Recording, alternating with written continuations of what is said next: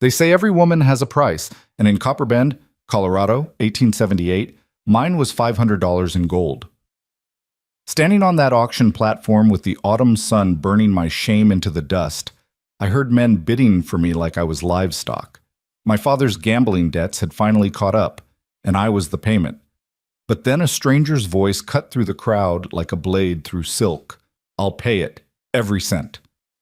I didn't know Jonas Keaton was about to change everything. Stay with me until the end of this story and comment which city you're watching from. I want to see how far our tale travels across this world. The morning my life was sold began like any other lie, with sunshine that promised hope while delivering only dust. I stood in the back room of Copper Bend's only bank, my hands trembling as I smoothed the wrinkles from my mother's wedding dress, now faded to the color of old parchment. Through the thin walls, I could hear Silas Boone's voice, sharp as a meat cleaver, laying out the terms of my father's spectacular failure. 3 years of unpaid loans, gentlemen, hotels in Denver, card games in Cheyenne, women in every mining camp from here to California. Boone's chair creaked. Thomas Harper's dead now, God rest his worthless soul, but the debt remains, $2,300 plus interest. I closed my eyes, my father's face swimming up from memory, handsome, charming, always one more scheme away from striking it rich. He died 3 weeks ago in a boarding house in Santa Fe, alone, broke, his liver finally giving out from all that rot-gut whiskey he'd loved more than his own daughter. The estate consists of 1 horse, lame, 1 pocket watch, broken, and 1 daughter. Boone paused for effect. Unspoiled, literate, decent enough to look at if you squint past the pride in her eyes. My stomach turned over. Through the crack in the door, I could see 4 men seated around Boone's mahogany desk, brought in special from Denver for this occasion. This wasn't a business meeting. This was a flesh market, and I was the merchandise. Now, gentlemen, Boone continued, his voice taking on the oily smoothness of a snake oil salesman, the law says I can't sell a white woman outright. This ain't the territories of old, but I can sell her father's debt, and whoever holds that debt, well, Miss Harper will be highly motivated to make arrangements for repayment, if you catch my meaning. Laughter, low and ugly, rippled through the room. Can she cook? One man asked. Can she work? Another added, his emphasis making his meaning crystal clear. I wanted to run. Every instinct screamed at me to bolt out the back door, steal a horse, ride until Colorado was just a bad memory. But where would I go? I had 17 cents to my name, no family, no friends willing to cross Silas Boone. The bastard owned half the town, and most of the other half owed him money. Let's bring her out, shall we? Boone's chair scraped against the floor. My heart hammered against my ribs like a bird trying to escape a cage. The door swung open, and Boone's pig-like eyes found me in the shadows. Miss Harper, if you please. I'd promised myself I wouldn't cry. I'd promised myself I'd keep my head high, maintain some scrap of dignity even as they stripped away everything else. But as I walked into that room, 4 pairs of eyes crawling over me like insects on carrion, I felt something inside me crack. The first man was elderly, 70 if he was a day, with liver-spotted hands and breath that rattled in his chest. The second was younger, maybe 40, but soft, the kind of softness that came from cruelty rather than kindness, his lips too wet, his eyes too eager. The third man made my skin crawl worst of all. Rail-thin with yellowed teeth and fingernails caked with grime, he stared at me like I was a Christmas feast and he hadn't eaten in months. When he smiled, I saw that 3 of his front teeth were missing. Turn around, girl, he said. I didn't move. Miss Harper, Boone's voice carried a warning edge. These gentlemen have traveled a long way. The least you can do is show them what they're bidding on. I'm a person, I said, my voice barely above a whisper. Not a horse. You're a debt, Boone corrected. And until that debt is satisfied, you're whatever I say you are. The fourth man hadn't spoken yet. He sat in the corner, younger than the others, maybe 30, with sandy hair and nervous hands that kept adjusting his collar. He wouldn't meet my eyes. Gentlemen, shall we begin at 200? Boone asked. 200, the old man wheezed. 250, the soft one countered. 300, said the man with the yellow teeth. His name was Cyrus McComb, I'd learned, and he owned a pig farm 40 miles south of town. The smell of manure clung to him like a second skin. The bidding continued, each number driving another nail into the coffin of my future. 400, 450. When McComb bid 500, the others fell silent. Going once, Boone said, his eyes glittering with satisfaction. Going twice, 700. Every head in the room turned toward the door. He stood framed by sunlight, tall and broad-shouldered, with trail dust on his clothes and silver spurs that caught the light like stars. His face was weathered, tanned dark by years under the western sun, and his eyes, gray as a winter storm, swept the room with the kind of authority that made men straighten in their chairs without thinking. "I don't believe we've met," Boone said, his voice suddenly uncertain. "Jonas Keaton." The stranger stepped inside, his boots clicking against the wooden floor. "I ranch about 40 miles north, up in the high valley past Devil's Creek." "Mr. Keaton." Boone recovered his composure. "I wasn't aware you were interested in this particular opportunity." "I wasn't aware you were in the business of selling women, Boone." The temperature in the room dropped 10 degrees. "Now see here," Boone blustered, "this is a legitimate transfer of debt. It's slavery with extra steps, and we both know it." Jonas's voice remained calm, but something dangerous flickered behind those gray eyes. 700. That's my bid." McComb shot to his feet. 800. 1,000, Jonas said, not even looking at the pig farmer. The room erupted into chaos. The old man started coughing. The soft one demanded to know who this interloper thought he was. McComb's face turned purple with rage. "You can't... This isn't..." Boone sputtered. $1,000 in gold, Jonas said, pulling a leather pouch from his coat and dropping it on the desk with a heavy thunk. "Count it. That should cover Harper's debt, plus whatever interest you've been compounding in that black little heart of yours." Boone's fingers trembled as he opened the pouch. Gold coins spilled across his desk, catching the lamplight, more money than I'd seen in my entire life. "This is highly irregular," Boone said, but his objections were weakening. Gold had a way of making men flexible with their principles. "The debt is paid," Jonas said. "In full. You got a problem with that, we can step outside and discuss it." The threat hung in the air, polite and lethal. Boone counted the coins twice, his lips moving silently. Finally he looked up, greed and anger warring on his face. "The debt is satisfied," he admitted. "Miss Harper, you're free to go with Mr. Keaton." "No." The word burst from my lips before I could stop it. Every eye turned to me. "I'm not going anywhere with anyone," I said, my voice shaking but growing stronger. "I didn't ask to be rescued. I didn't ask for any of this." Jonas looked at me for the first time, really looked at me, and something in his expression softened. "You're right," he said quietly. "You didn't. And I'm not here to buy you, Miss Harper. I'm here to buy your debt. There's a difference." "Is there?" I could hear the bitterness in my own voice. "Either way, I end up belonging to a man I've never met." "No." He shook his head. "Either way, you end up free. The debt's paid. You don't owe me a damn thing." The room went silent. "I don't understand," I whispered. Jonas picked up his hat from Boone's desk, brushing off the dust. "It's simple. Your father's debt is settled. You're free to do whatever you want. Stay here in Copper Bend, take a stage to Denver, homestead in Wyoming. It's your choice. But the money is mine to spend however I see fit. And I see fit to spend it making sure Cyrus McComb there doesn't get his filthy hands on a woman young enough to be his granddaughter." McComb lunged forward, but Jonas moved faster, his hand dropping to the gun at his hip. He didn't draw it, just let his palm rest on the grip, casual and threatening all at once. "I wouldn't," Jonas said softly.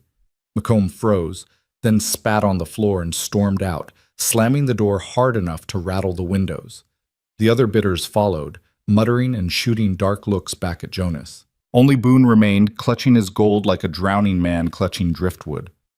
"We're done here," Jonas said to the banker. "I'll take a receipt for the payment." While Boone scribbled out the paperwork, Jonas turned to me. "Miss Harper, I know this is a lot to take in. If you want to stay in town, I'll pay for a hotel room for the week, give you time to figure things out." If you want to leave, I'll pay your stage fare anywhere west of the Mississippi. And if you're interested—" He paused, choosing his words carefully. "My ranch could use someone to help with the household management, cooking, cleaning, keeping the books. It's honest work, honest wages, and you'd have your own room, your own privacy. Two of my ranch hands, Miguel and Rafael, they're brothers, good men, married to sisters who live in town. You wouldn't be alone out there with just me, if that's what you're worried about." I stared at him, trying to understand. Men didn't do things like this. Men didn't throw away $1,000 on a stranger's freedom without expecting something in return. "Why?" I asked. "Why would you do this?" His jaw tightened, and for a moment I thought he wouldn't answer.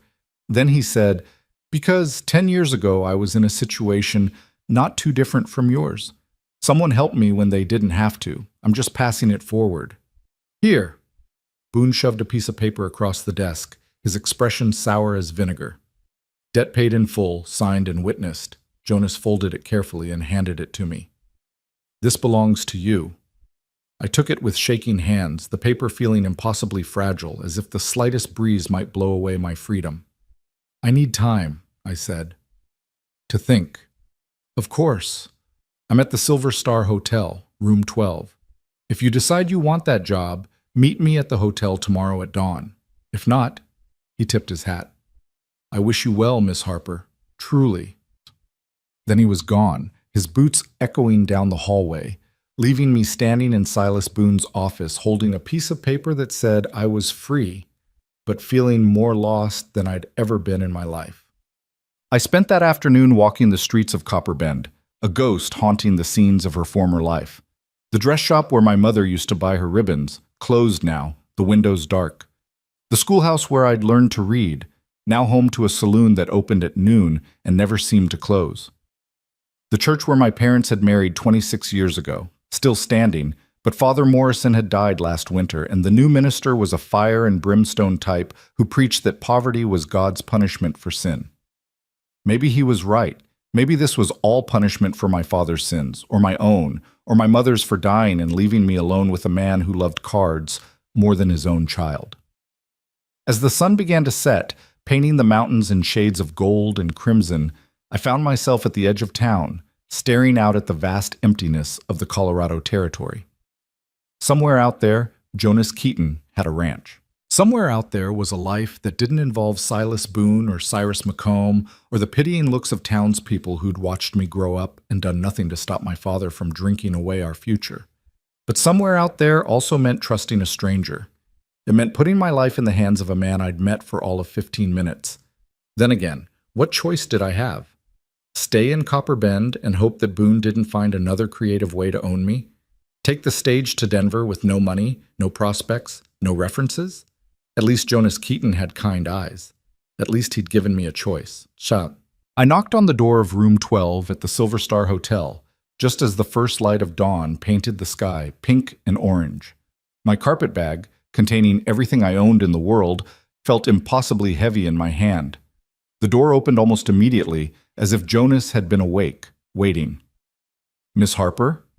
He looked surprised to see me, which was oddly reassuring. If he'd been certain I'd come, that would have suggested an arrogance I couldn't trust.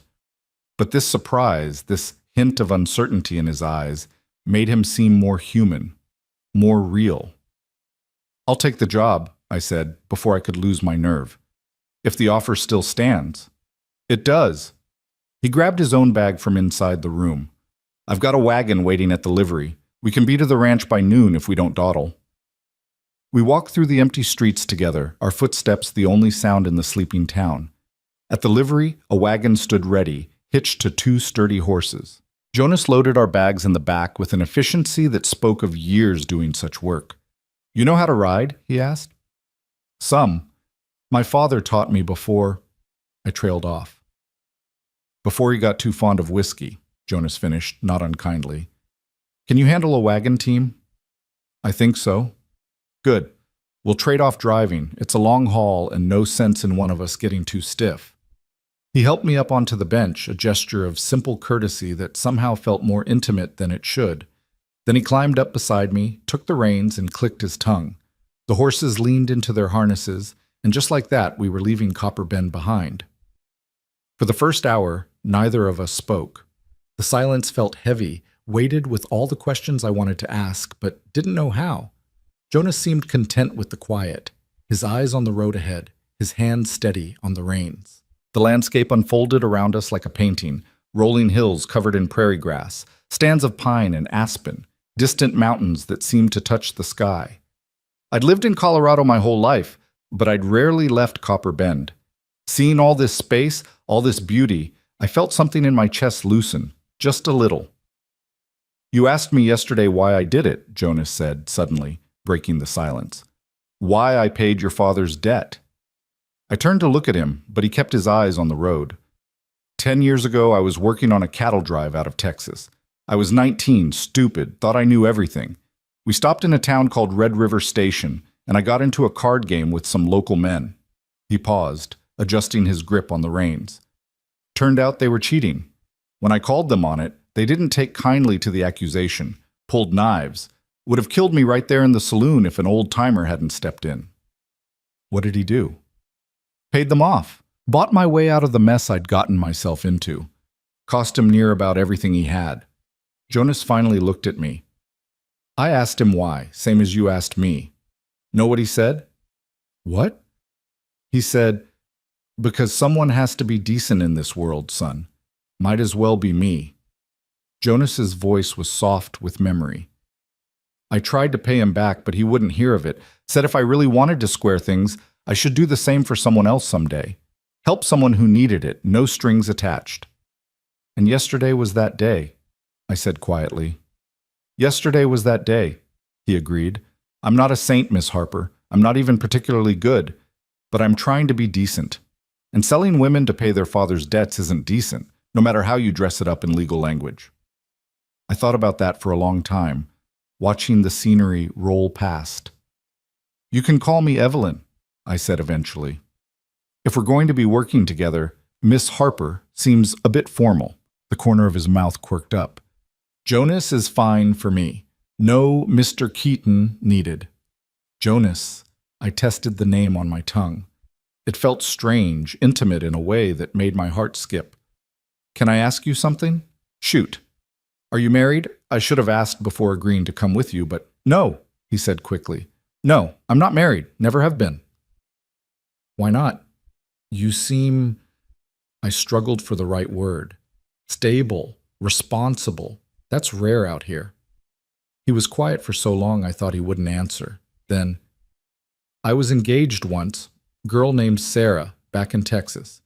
Pretty as a picture, sweet as honey. We were going to get married, move west together, build a life. His jaw tightened. She died of cholera 3 days before the wedding. That was 11 years ago. I'm so sorry. It was a long time ago, but the pain in his voice said otherwise. After she died, I just kept moving. Worked cattle drives, saved my money, bought some land up in the high country. Built a house, raised some cattle, hired good men. But the idea of marriage, of opening myself up to that kind of loss again. He shook his head. Hasn't much appealed to me. I understood that. After watching my mother waste away from consumption, after seeing my father drink himself to death, I understood exactly how loss could hollow you out, make you afraid to care too deeply about anything. Thank you, I said, for telling me. Seems only fair. You're trusting me with a lot. You should know who I am. We rode in silence for another mile, but it felt different now. Less awkward, more companionable. The sun climbed higher, warming my face, and for the first time in months, I felt something that might have been hope stirring in my chest. Around mid-morning, Jonas pulled the wagon to a stop beside a creek. Let's rest the horses, he said, climbing down. You hungry? I realized I was starving. I hadn't eaten since yesterday morning. He pulled a wrapped bundle from under the wagon seat and handed it to me. Bread, cheese, some dried apples. Simple food, but it tasted like a feast. We sat on the creek bank, our feet dangling over the water, eating in comfortable silence. Tell me about the ranch, I said eventually. What's it like? Jonas's whole demeanor changed when he talked about his land. His voice softened, his eyes lit up, and I could see the love he had for that place in every word. It's a valley about 10 miles long, tucked up in the mountains. Got a creek running through it, good grass, shelter from the worst of the winter storms. The house isn't much, 2 bedrooms, a kitchen, a sitting room, but it's solid. I built it myself, every board and nail. He smiled, a real smile that transformed his weathered face. Got about 300 head of cattle, 2 dozen horses. Miguel and Rafael Ortega, they're my hands, brothers, good men. Their wives, Ana and Carmen, they live in town during the week with their kids, but they come up to the ranch on weekends sometimes. You'll like them. What do you do with the cattle? Beef. I drive them to market in Denver twice a year, spring and fall. It's not making me rich, but it's steady work, honest work. The land is paid for, the house is built, and I get to wake up every morning looking at mountains instead of people. That's worth more than money to me. The way he talked about it, I could almost see it. The valley, the creek, the mountains. It sounded like something out of a dream, the kind of place I used to imagine when I was a little girl, and my father still seemed like a hero. It sounds beautiful, I said. It is. He looked at me seriously. It's also isolated, Evelyn. The nearest town is Copper Bend, and we're 40 miles from there. Winters can be brutal. We sometimes go weeks without seeing anyone but each other and the Ortega brothers. If you're used to town life, to neighbors and socials and church on Sundays, it might feel lonely. I thought about Copper Bend, about the way people had looked at me after my father died, pity mixed with judgment. I thought about Silas Boone and Cyrus McComb and all the others who saw me as nothing more than a piece of property to be bought and sold. I think I can handle lonely, I said. Jonas was right. We reached the ranch by noon, though ranch felt like too grand a word for what I saw. The valley spread out before us, impossibly green against the brown hills surrounding it, with a creek cutting through the center like a silver ribbon. The house stood on a slight rise, whitewashed wood that gleamed in the sun, with a barn and several corrals nearby. Mountains rose up on all sides, snow-capped peaks that seemed to touch the clouds. It was the most beautiful thing I'd ever seen. 2 men emerged from the barn as we approached, the Ortega brothers, I assumed. They were both dark-haired and stocky, with the kind of weathered faces that spoke of years working outdoors. The taller one raised a hand in greeting. "Boss," he called, "we weren't expecting you back so soon." "Change of plans, Miguel," Jonas said, pulling the wagon to a stop. "Miguel, Rafael, this is Evelyn Harper. She'll be helping us keep this place running. Evelyn, these are the best ranch hands in Colorado." Miguel's eyes widened slightly, but he recovered quickly, tipping his hat to me. "Ma'am, welcome to Keaton Ranch, and—" "Thank you," I said, suddenly shy. Rafael, the younger brother, grinned. "Does this mean we'll finally get decent food around here? Jonas cooks like he's trying to poison us." "I've kept you alive this long, haven't I?" Jonas shot back, but there was warmth in his voice. The easy camaraderie between them made something in my chest ache. This was what family was supposed to look like. Not the bitter silence that had filled my father's house, but this gentle teasing, this obvious affection. Jonas helped me down from the wagon and carried my bag to the house. Inside it was simple but clean. Wooden floors, a stone fireplace, windows that let in the mountain light. He showed me to a small room at the back of the house, with a bed, a dresser, and a window that looked out over the valley. "It's not much," he said, suddenly awkward. "But it's private. Door has a lock, and you're the only one with the key." He pulled a brass key from his pocket and held it out to me. I took it, the metal warm from his hand. "It's perfect. Kitchen's through there, sitting rooms to the left. My room is on the other side of the house, and there's a washroom between them. Miguel and Rafael bunk in the barn loft. They prefer it that way, say the house is too quiet." He shifted his weight, clearly uncomfortable. "The job is yours as long as you want it. Wages are $20 a month, paid on the 1st. If you ever want to leave, just say the word, and I'll take you wherever you want to go. No questions asked." "Jonas." I waited until he met my eyes. "Thank you for everything." He nodded once, then left, closing the door behind him. I sat on the bed, my carpet bag beside me, and looked around my new room. Sunlight streamed through the window, painting everything gold. From outside, I could hear Jonas talking to Miguel and Rafael, their voices carrying on the wind. Cattle lowed in the distance. A bird sang somewhere in the aspens. For the first time in 3 years, since my mother died and left me alone with my father's failures, I felt like I could breathe. The first week passed in a blur of learning the layout of the house, the rhythm of ranch life, the preferences of the men I was cooking for. Miguel liked his coffee black and strong enough to strip paint. Raphael had a sweet tooth and would eat an entire pie if you didn't watch him. Jonas ate whatever you put in front of him with the same quiet gratitude, never complained, always thanked me for the meal. The work was hard, harder than anything I'd done in Copper Bend. Up before dawn to get the coffee going and breakfast cooked. Cleaning, washing, mending clothes torn by barbed wire and rough work. Keeping the books, tracking expenses, managing supplies. By the time I fell into bed each night, I was too exhausted to think, which was a blessing. But slowly, day by day, I started to feel something I hadn't felt in years. Useful. Needed. Like I mattered. The second week, Ana and Carmen Ortega came up to the ranch with their children. 4 kids total, ranging from 5 to 12. They were warm, welcoming women who immediately pulled me into their circle, teaching me which herbs grew wild on the mountainside, showing me how to make tortillas from scratch, sharing stories and laughter. "Jonas is a good man," Ana told me one afternoon as we hung laundry on the line. "Quiet, sometimes too serious, but good. He paid for Miguel's wedding, you know.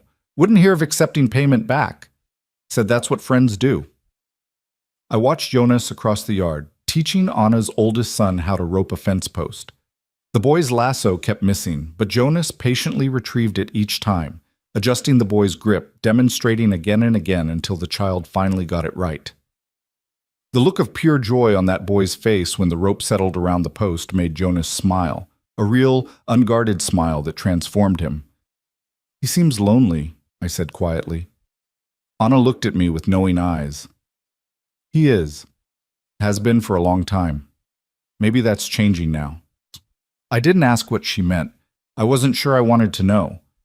The third week, Jonas started teaching me to ride properly. Not the side saddle riding my mother had taught me, but real ranch riding, astride, with proper posture and control. "You need to be able to get help if something happens," he said as he saddled a gentle mare named Daisy. "If I'm out with the cattle and someone gets hurt, you need to be able to ride to town or find Miguel and Raphael." So every evening after supper, we'd ride out into the valley, Jonas patient as a saint while I learned to read the horse's movements, to anticipate, to work with the animal instead of against it. Sometimes we'd stop by the creek and let the horses drink while we watched the sun set over the mountains. Those were my favorite times, the quiet moments when the day's work was done and the world seemed to hold its breath. Jonas would talk sometimes, telling me stories about the land, pointing out where he'd seen a cougar last winter or where lightning had struck a tree. Other times we'd just sit in silence, watching the light change, and that was good too. I was happy. The realization came to me one evening as we rode back toward the ranch, the first stars appearing in the darkening sky. I was genuinely deeply happy in a way I couldn't remember being since before my mother got sick. And that terrified me. Because happiness, in my experience, was always temporary. It was always taken away, usually when you least expected it. My mother had been happy before the consumption hollowed her out. My father had been happy before the gambling took hold. I'd been happy once, a lifetime ago, before I learned that everything good turns to ash eventually. But that night, as I unsaddled Daisy and brushed her down, listening to Jonas joke with Raphael in the barn, I let myself believe, just for a moment, that maybe this time would be different. Maybe this time, happiness would stay. But happiness, like spring in the mountains, proved fragile. It started with small things I didn't notice at first. Jonas riding the fence lines more often than necessary. Miguel and Raphael exchanging worried glances when they thought I wasn't looking. The way Jonas would stand on the porch at night, staring down the valley road as if expecting trouble. 4 weeks after I'd arrived at the ranch, I found out why. I was in the kitchen preparing supper, flour dusting my hands as I rolled out biscuit dough, when I heard horses approaching. Not the familiar sound of Jonas and the Ortega brothers returning from work, but multiple riders moving fast. Through the window, I saw Jonas emerge from the barn, his hand already on his gun. 5 men rode into the yard, and even from a distance, I could see they weren't friendly visitors. The leader was a man I'd never seen before, tall, rail-thin, with a scar cutting down his left cheek like a knife wound. He wore a tin star on his vest, but there was nothing lawful in the way he sat his horse, slouched and arrogant. "Jonas Keaton," the man called out. "Been a while." "Not long enough, Garrett," Jonas's voice carried through the open window, cold as January ice. "What do you want?" Now that's no way to greet the law. Deputy Garrett, if that's what he really was, smiled, showing tobacco-stained teeth. "I'm here on official business." "Since when does official business require 5 armed men?" "Since we're tracking a fugitive. Woman ran off from her lawful obligations down in Copper Bend. Silas Boone says she owes him money, and the law says we got a right to bring her back." My blood turned to ice water. The rolling pin slipped from my hands and clattered on the table. "Evelyn Harper's debts were paid in full," Jonas said, his voice deadly quiet. "I've got the receipt signed by Boone himself." "See, that's where it gets complicated." Garrett shifted in his saddle, and I saw his hand drift toward his gun. "Boone says you paid the original debt, sure enough. But Miss Harper incurred additional debts afterward, room and board at the hotel, supplies from the general store. Comes to another $300. Since she left town without settling up, that makes her a debtor in flight. We're authorized to bring her back to face her obligations." It was a lie.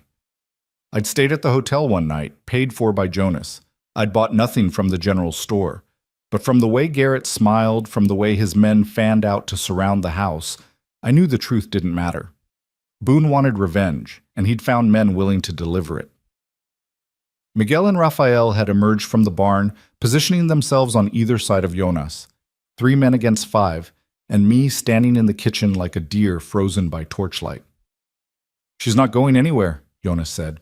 "Now, Keaton, you don't want to obstruct justice. This isn't justice. This is Silas Boone buying himself a badge and calling it law." Jonas took a step forward. "You rode 40 miles for nothing. Turn around and ride back, or we're going to have a problem." Garrett's smile vanished. "You threatening me?" "I'm telling you how it is. Evelyn Harper is under my protection. Anyone wants to take her, they go through me first." For a long moment, nobody moved. The only sound was the wind rustling through the aspens and my own heart hammering against my ribs. I should run, I thought. I should get on a horse and run until Colorado was a memory, but my legs wouldn't move. "You're making a mistake, Keaton," Garrett said finally. "But I'm a patient man. I'll be back with a proper warrant and more men. And when I do, you won't have a choice." He wheeled his horse around, and his men followed. They rode back down the valley road, 5 dark shapes against the sunset, and I knew this wasn't over. It had only just begun. Jonas stood in the yard for a long time after they left, his hand still on his gun. Miguel said something to him in Spanish, too low for me to hear. Rafael shook his head and headed back to the barn. When Jonas finally came inside, his face was carved from stone. "I'm sorry," I said, the words tumbling out. "I didn't know. I never bought anything." "I know." He pulled out a chair and sat down heavily. "This isn't your fault, Evelyn. It's Boone's. He's angry I made him look bad in front of those bidders, angry he lost out on a profit. So he's using what law there is out here to get what he wants." "What do we do?" Jonas was quiet for a long moment, his fingers drumming on the table.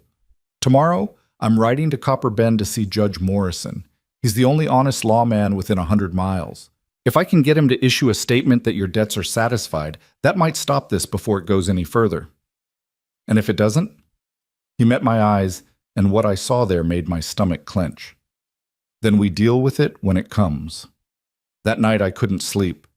I lay in my bed listening to the house creak and settle, imagining every sound was riders coming back.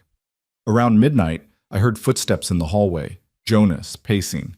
I got up and found him in the kitchen, staring out the window at the darkness.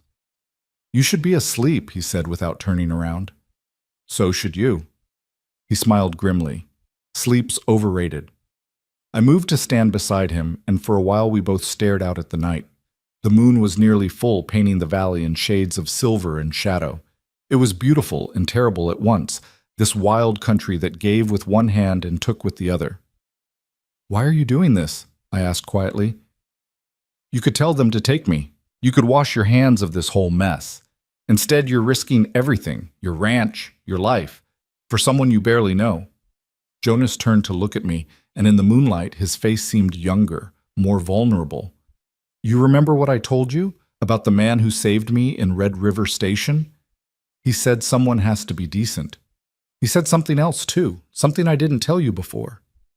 Jonas's voice dropped to almost a whisper. He said, "The measure of a man isn't what he does when people are watching. It's what he does when he's the only one who'll ever know. Nobody would blame me for letting Garrett take you. It would be the smart thing, the safe thing, but I'd know. For the rest of my life, I'd know I stood by and let an innocent woman be dragged back into slavery because it was easier than fighting. I'm not worth dying for," I said. "That's not your call to make." His hand found mine in the darkness, and I felt the calluses on his palm, the strength in his fingers. Besides, I'm not planning on dying. I'm planning on Judge Morrison doing his job and putting an end to this circus. But his hand trembled slightly in mine, and I knew he wasn't as confident as he pretended. Jonas left at dawn, riding hard for Copper Bend with a leather satchel containing every piece of paperwork related to my father's debt. Miguel and Raphael stayed behind, ostensibly to work the cattle, but I noticed they kept their rifles close and their eyes on the valley road. The day crawled by like a wounded animal. I tried to stay busy, washing, mending, cooking, but my hands shook so badly I burned the biscuits and dropped a cup, shattering it on the floor. Around noon, Raphael came in and found me sweeping up the shards, tears streaming down my face. "Hey, hey," he said gently, taking the broom from my hands. "It's just a cup." "It's not the cup." I wiped my eyes angrily. "It's everything. Jonas shouldn't have to do this. You and Miguel shouldn't have to stand guard like we're under siege. This is my mess, and everyone else is paying for it." Raphael guided me to a chair and sat down across from me. He was the younger brother, 23 to Miguel's 28, with an easy smile and a gentle way about him that reminded me of my mother. "Can I tell you something?" he asked. "When Miguel and I first came to work for Jonas, we were in bad shape. Our father had died, left us with nothing but debts. We were about to lose our family's land in New Mexico. Jonas heard about it somehow, I still don't know how, and he showed up with enough money to pay off everything. Didn't ask for repayment, didn't want anything in return. Just said he knew what it was like to be desperate and wanted to help." I didn't know that. Most people don't. Jonas doesn't talk about the things he does for people, but I'm telling you because you need to understand. This is who he is. Helping you isn't a burden to him. It's who he'd be whether you were here or not. I wanted to believe that. I wanted to believe I wasn't just another problem in Jonas Keaton's life. But doubt had lived in my heart for so long, it was hard to evict. Miguel came in as the sun was setting, his face troubled. "Riders coming, 3 of them." My heart stopped. "Is it Jonas?" "Can't tell yet. Raphael, get your rifle. Evelyn, get in your room and lock the door." "No." I stood up, surprised by the firmness in my own voice. "If this is about me, I'm not hiding." Miguel started to argue, but footsteps on the porch cut him off. A knock, 3 sharp raps. "It's me," Jonas called. "Let me in." Relief flooded through me as Miguel opened the door. Jonas stepped inside, trail dust covering him from hat to boots, exhaustion carved into every line of his face.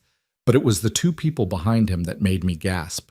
The first was an elderly man in a black suit with snow-white hair and eyes sharp as a hawk's.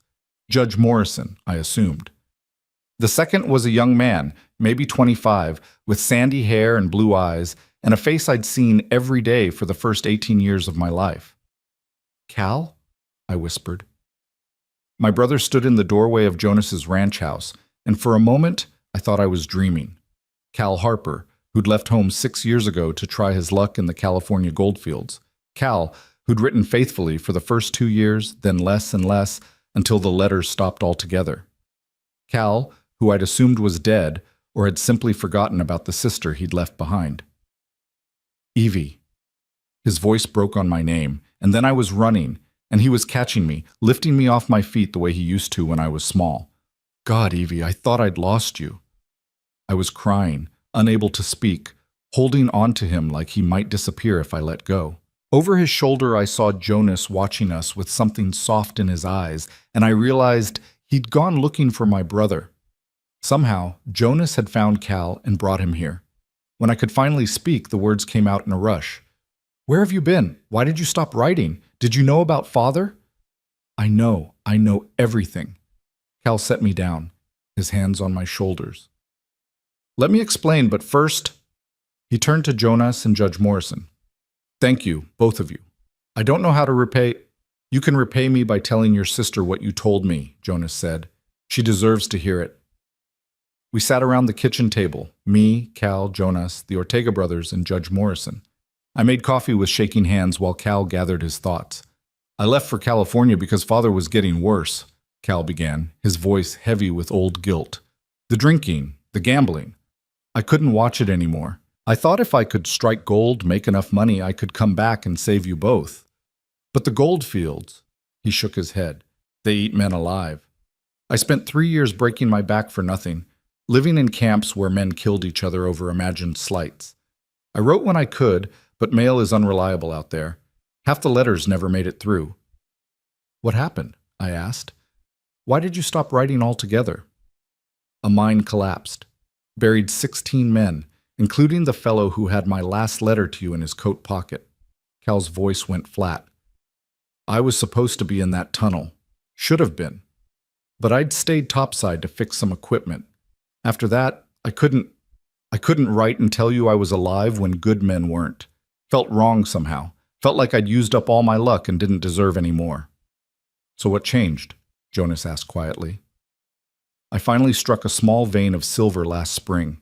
Not enough to make me rich, but enough to come home. Cal looked at me, his eyes haunted. I rode straight to Copper Bend, arrived about 3 weeks ago. Found Father's grave. Found out what Boone had tried to do to you. His hands clenched into fists on the table. I went to the banker, demanded to know where you were. He said you'd run off with some rancher, implied things I won't repeat. I was about to beat the truth out of him when Jonas here showed up at the bank. Jonas picked up the story. I went to see Judge Morrison this morning, explained the situation. The judge confirmed that your debts were paid in full, that Garrett's warrant was worthless paper. While I was there, your brother came storming into the courthouse looking for you. Didn't take long to put the pieces together. Judge Morrison cleared his throat. Miss Harper, I want to assure you that Deputy Garrett was acting without proper authority. I've issued a written statement to that effect and sent a telegram to the territorial marshal. Garrett and his men won't trouble you again. But Silas Boone is a banker, not a lawmaker, the judge said firmly. He's also a fool who just attempted to orchestrate kidnapping under color of law. I've informed him that any further harassment of you or Mr. Keaton will result in criminal charges. The man may be wealthy, but even he can't buy his way out of territorial prison. I couldn't quite believe it. After weeks of fear, after yesterday's terror, it was just over? It's really over? I whispered. It's really over, Jonas confirmed. The relief hit me like a physical blow. I put my head down on the table and sobbed, great gasping sobs that I couldn't control. Cal's hand found my shoulder, steady and warm. When I finally looked up, everyone was looking away, giving me the privacy to fall apart, except Jonas. He met my eyes across the table, and I saw understanding there. He knew what it was like to carry fear for so long that relief felt like drowning. Thank you, I managed. All of you. I don't know how to... You don't have to thank us, Judge Morrison said kindly. You did nothing wrong, child. The shame belongs to those who tried to victimize you.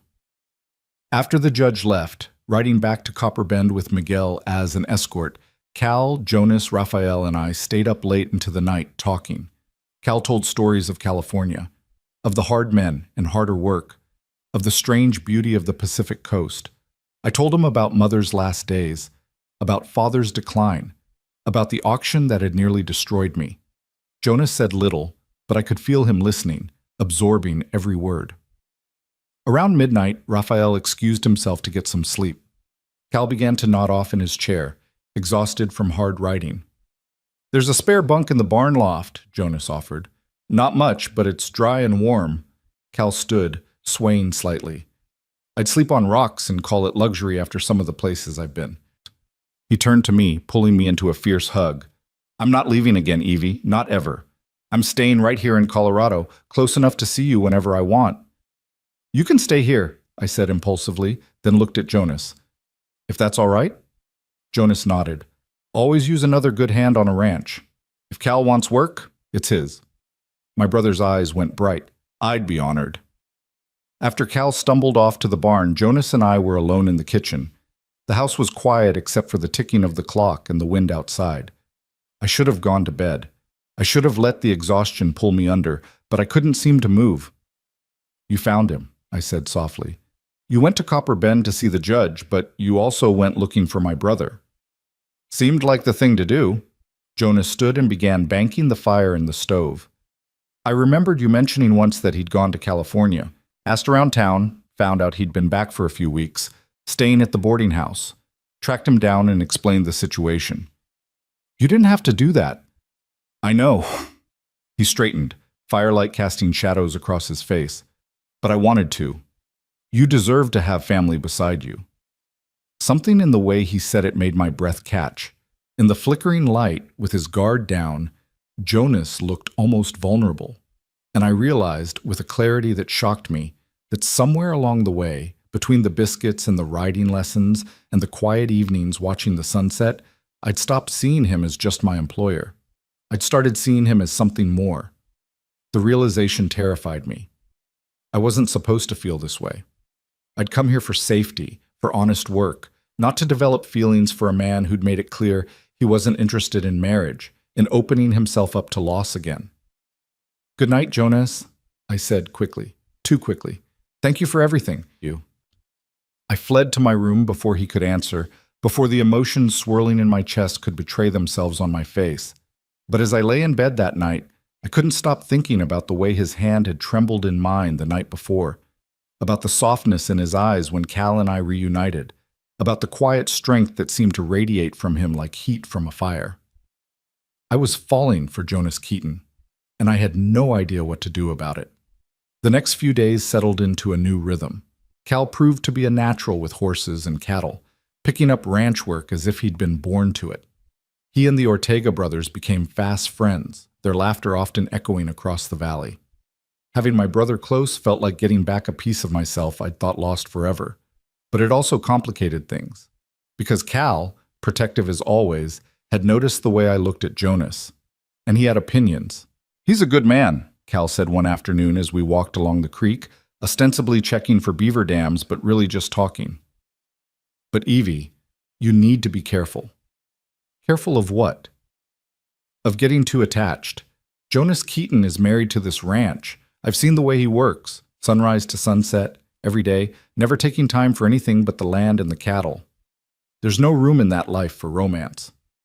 I'm not looking for romance, I lied. Cal gave me the same look he used to give me when I was 10 and claiming I hadn't stolen cookies from the jar. I've seen the way you watch him, and I've seen the way he watches you when he thinks nobody's looking. But watching doesn't mean he'll act on it. From what I've heard, he lost someone once, and it broke something in him.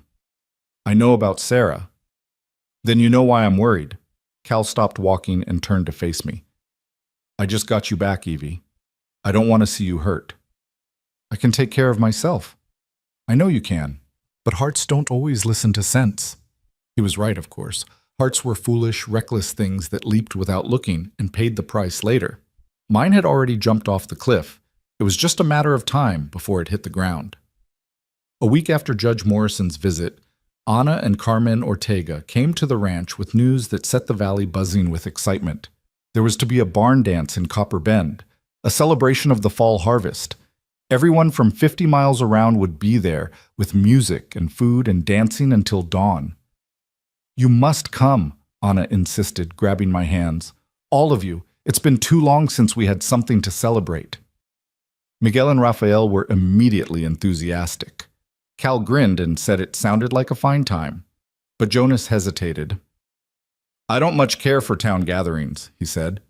Oh, come on, boss, Rafael wheedled. When's the last time you did something besides work? You're going to turn into a fence post if you're not careful. He's right, Cal added. Besides, if Evelyn goes, she should have proper escort. Can't have her fending off every unmarried man in the territory on her own. Something flickered across Jonas's face, an emotion I couldn't quite name. Fine, he said abruptly. We'll go, but I'm not dancing. Anna and Carmen exchanged knowing smiles that made my cheeks burn.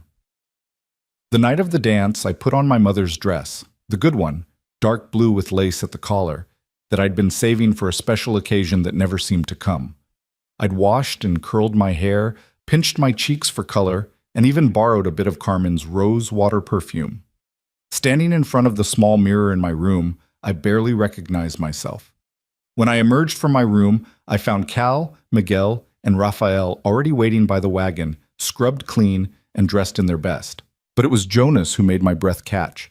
He'd traded his usual work clothes for a crisp white shirt and black vest, his hair still damp from washing, his jaw freshly shaved. He looked up as I approached, and for just a moment everything else fell away. There was only him and me and the way his eyes widened slightly, taking me in. "You look," he started, then seemed to lose the words. "Different?"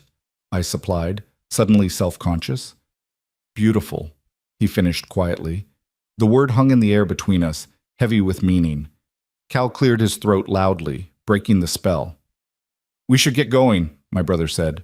"Don't want to miss the start."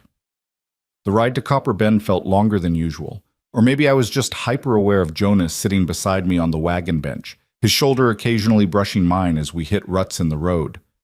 Neither of us spoke much, but the silence thrummed with unspoken things. The barn at the edge of town had been transformed. Lanterns hung from its rafters, casting warm light over the crowd already gathering. A group of musicians, 2 fiddles, a guitar, and a man with a harmonica, were tuning up in the corner. Tables laden with food lined one wall, and the air smelled of fresh bread and roasted meat and possibility. As soon as we arrived, Rafael swept Carmen into the dancing. Cal disappeared to greet old friends, and Miguel went to help Anna with the food. That left Jonas and me standing at the edge of the crowd, watching the festivities unfold around us. "You promised you'd dance," I reminded him. "I said I'd come to the dance. I made no promises about actual dancing." "That's a technicality." "It's the truth." But there was a hint of humor in his voice. We stood together in companionable silence, watching the dancers spin and laugh. It was beautiful, the way they moved together, the joy on their faces. But I was acutely aware of every breath Jonas took beside me, every small movement, every time his hand almost brushed mine. "Miss Harper." I turned to find a young man approaching, tall, fair-haired, maybe 19. It took me a moment to place him. Thomas Whitmore, the son of the general store owner who used to pull my braids when we were children. "Tom," I said, surprised. "I didn't know you were back from Denver." "Just got in yesterday. Ma wrote and told me about the dance." He smiled broadly. "Would you do me the honor of a dance?" I hesitated, glancing at Jonas. His face had gone carefully blank, unreadable. "Go ahead," he said. "I'll be fine here." So I let Tom lead me onto the dance floor, joining the swirl of couples moving to a lively reel. Tom was a good dancer, light on his feet, keeping up an easy stream of conversation about his studies in Denver. But I couldn't stop myself from glancing over at Jonas, still standing alone at the edge of the barn, his eyes following me across the floor. When the song ended, another young man asked for the next dance, then another. It seemed every unmarried man in the county wanted a turn, and I couldn't politely refuse them all. After the 5th dance, I pleaded exhaustion and escaped to get some punch. Jonas was gone. I found him outside, leaning against the barn wall, looking up at the stars. The sounds of music and laughter spilled out through the open door, but out here it was quieter, cooler. "Running away?" I asked, approaching slowly. "Taking a break from all the excitement." He didn't look at me, just kept staring at the sky. "You're popular tonight." "They're just being polite." "They're being interested. There's a difference." Something in his tone made my pulse quicken. I moved to stand beside him, close enough that I could feel the warmth radiating from his body. "Are you jealous, Jonas Keaton?" I asked, trying to keep my voice light, even as my heart raced. That made him look at me. In the moonlight, his eyes were dark, intense. Would it matter if I was? The question stole my breath. We stood there, frozen, the moment stretching between us like a rope pulled tight. Inside, the musicians started a slow waltz, the melody drifting out into the night. "Dance with me," I said impulsively. "Just one dance, please." Evelyn, I've danced with half a dozen men tonight, but the only one I want to dance with is you. For a long moment, he didn't move. Then, slowly, he pushed off from the wall and offered me his hand. I took it, and he pulled me close, closer than was strictly proper, his hand at my waist, my hand on his shoulder. We began to move, swaying to the music, and the rest of the world fell away. "I'm not good at this," he murmured, his breath warm against my temple. "You're doing fine." "I don't mean the dancing." I leaned back enough to look up at him. "What do you mean?" His jaw tightened, and for a moment I thought he wouldn't answer. Then, feelings. Letting myself feel things for people. I told myself after Sarah died that I wouldn't do this again, wouldn't open myself up to caring because caring means loss, and I'd rather be alone than destroyed. "Jonas, but then you showed up on that auction block, and something in me broke. Or maybe it healed. I don't know anymore." His hand tightened on my waist. "What I do know is that every time I see you smile, every time you laugh at something Raphael says or hum while you're cooking, every damn time you walk into a room, I feel it. And it terrifies me, Evelyn, because I know how this story ends. People leave, people die, and I'm not sure I could survive losing someone again." Tears pricked at my eyes. "What if you don't lose them? What if this time it's different? How can I trust that?" "You can't," I whispered. "That's what faith is, believing anyway." The music swelled around us, and we kept dancing, holding on to each other like we might drown if we let go. When the song ended, we stood there in the darkness outside the barn, and I realized Cal was right. I'd fallen completely, irrevocably in love with Jonas Keaton. And from the look in his eyes, I wasn't alone in that fall. But before either of us could speak, Cal's voice shattered the moment like a stone through glass. "Evie! Jonas!"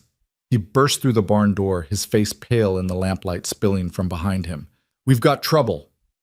Jonas's hand dropped from my waist instantly, his whole body shifting into alertness. "What kind of trouble?" "Deputy Garrett just rode in with 8 men. They're asking for you, boss, and they're armed to the teeth." My blood turned cold.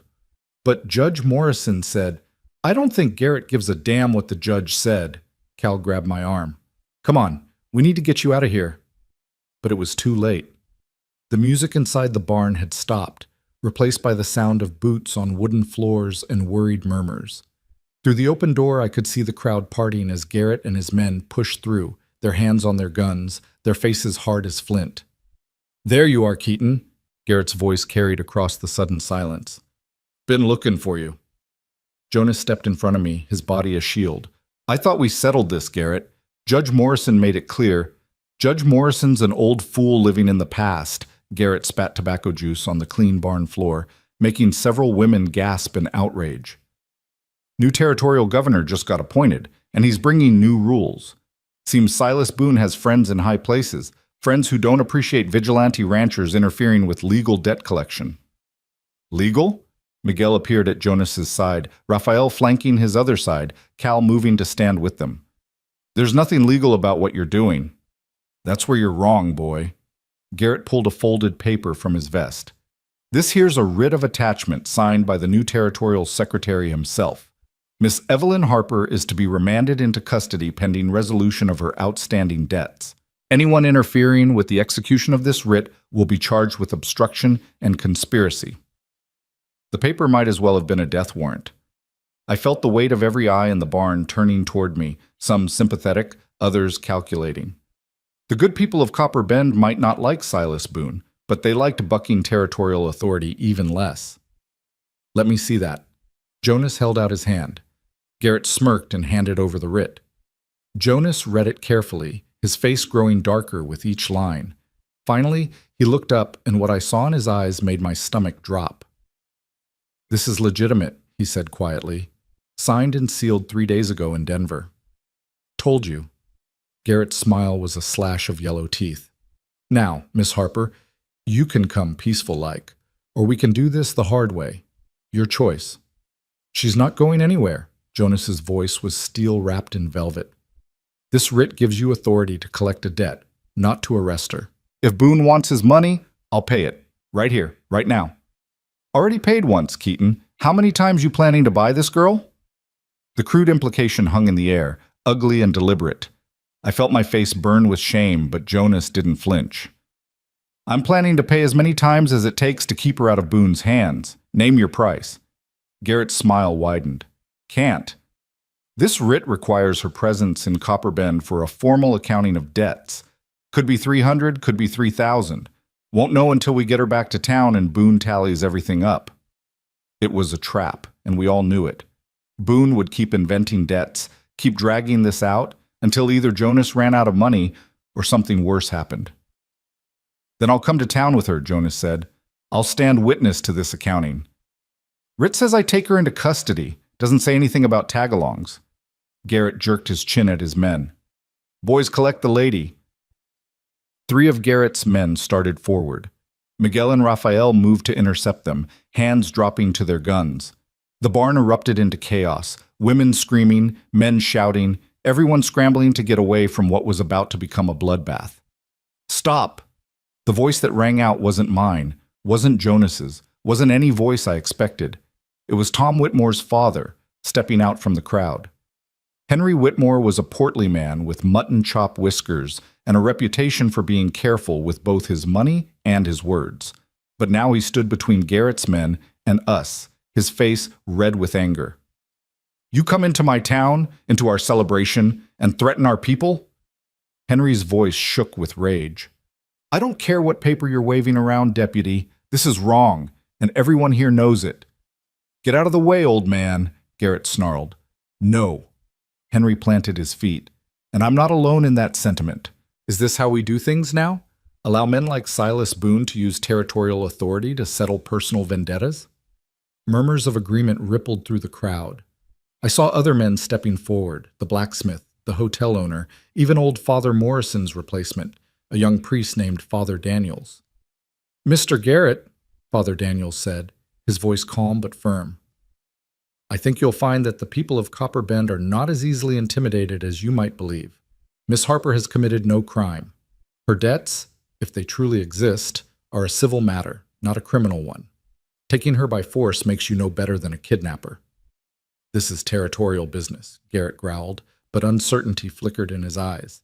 He hadn't expected resistance from the townspeople. Then let it be handled through proper territorial channels, Henry said. Let Miss Harper and Mr. Keaton travel to Denver. Present their case before the territorial court. If she owes money, she can pay it. If she doesn't, then this harassment ends. That's exactly how it works, interrupted a new voice from the back of the barn. The crowd parted again and Judge Morrison walked through, leaning on a cane but with his spine straight as an iron rod. I may be old, Garrett, but I'm not dead, and I'm still a territorial judge. This writ you're waving around is valid in letter, but corrupt in spirit. Any fool can see that. Judge Morrison, Garrett's voice took on a cajoling tone. Sir, with all respect, this matter has been elevated above your jurisdiction. Nothing in this territory is above my jurisdiction until I say it is. The judge's eyes were hard as agates. I'm issuing a counter order. Miss Harper will remain free pending a formal hearing in territorial court. I'll send a telegram to Denver first thing tomorrow morning, request an expedited hearing. Until then, anyone attempting to take her into custody will answer to me. You can't do that, Garrett protested, but his voice lacked conviction. I just did. Now get out of my town before I charge you with disturbing the peace. For a long moment, Garrett stood frozen, his hand on his gun, his face twisted with fury. His men looked to him for guidance, clearly uncertain about firing on a crowd that included women and children. Finally, with a curse, Garrett spun on his heel. This isn't over, Keaton, he spat, not by a long shot. They left in a thunder of hoofbeats, and the barn erupted into relieved chatter. People crowded around us. Henry Whitmore shaking Jonas's hand, Father Daniels offering prayers, women hugging me and promising their support.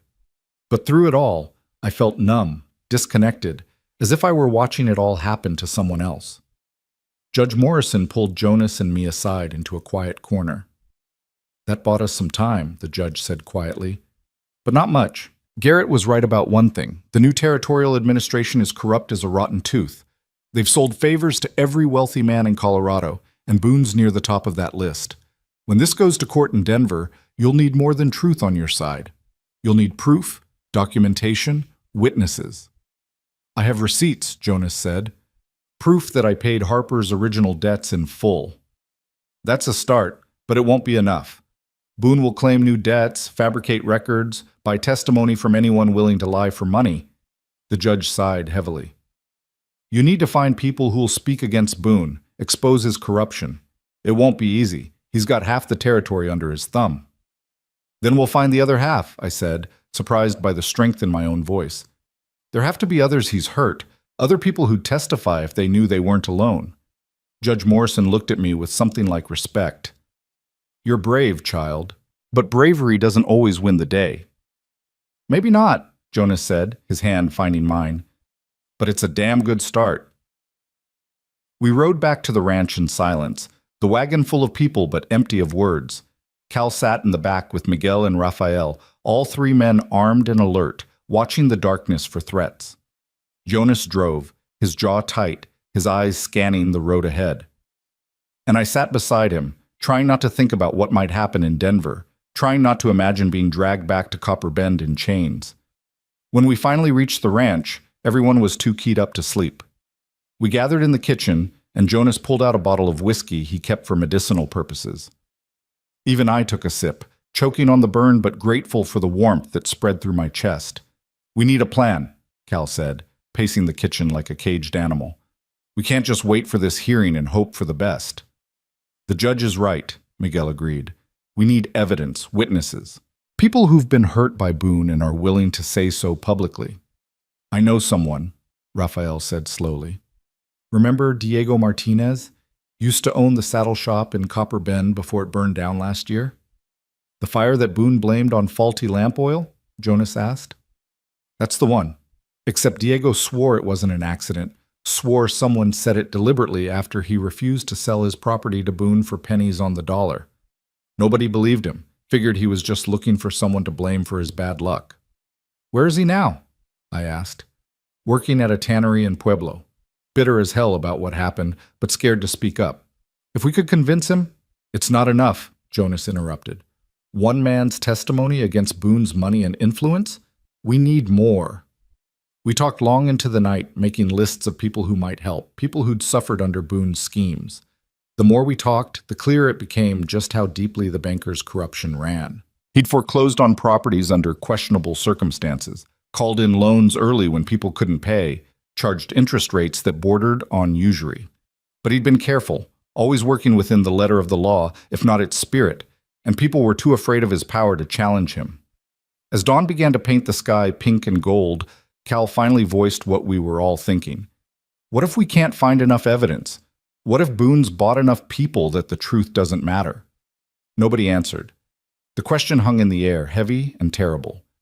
Finally, Jonas stood, his chair scraping against the floor. Then we deal with that when it comes. For now, we work with what we have. He looked at each of us in turn. Miguel, Rafael, tomorrow you two start riding to neighboring ranches, talk to people, see who might be willing to speak up. Cal, you go to Pueblo, find Martinez and anyone else who's got a grievance.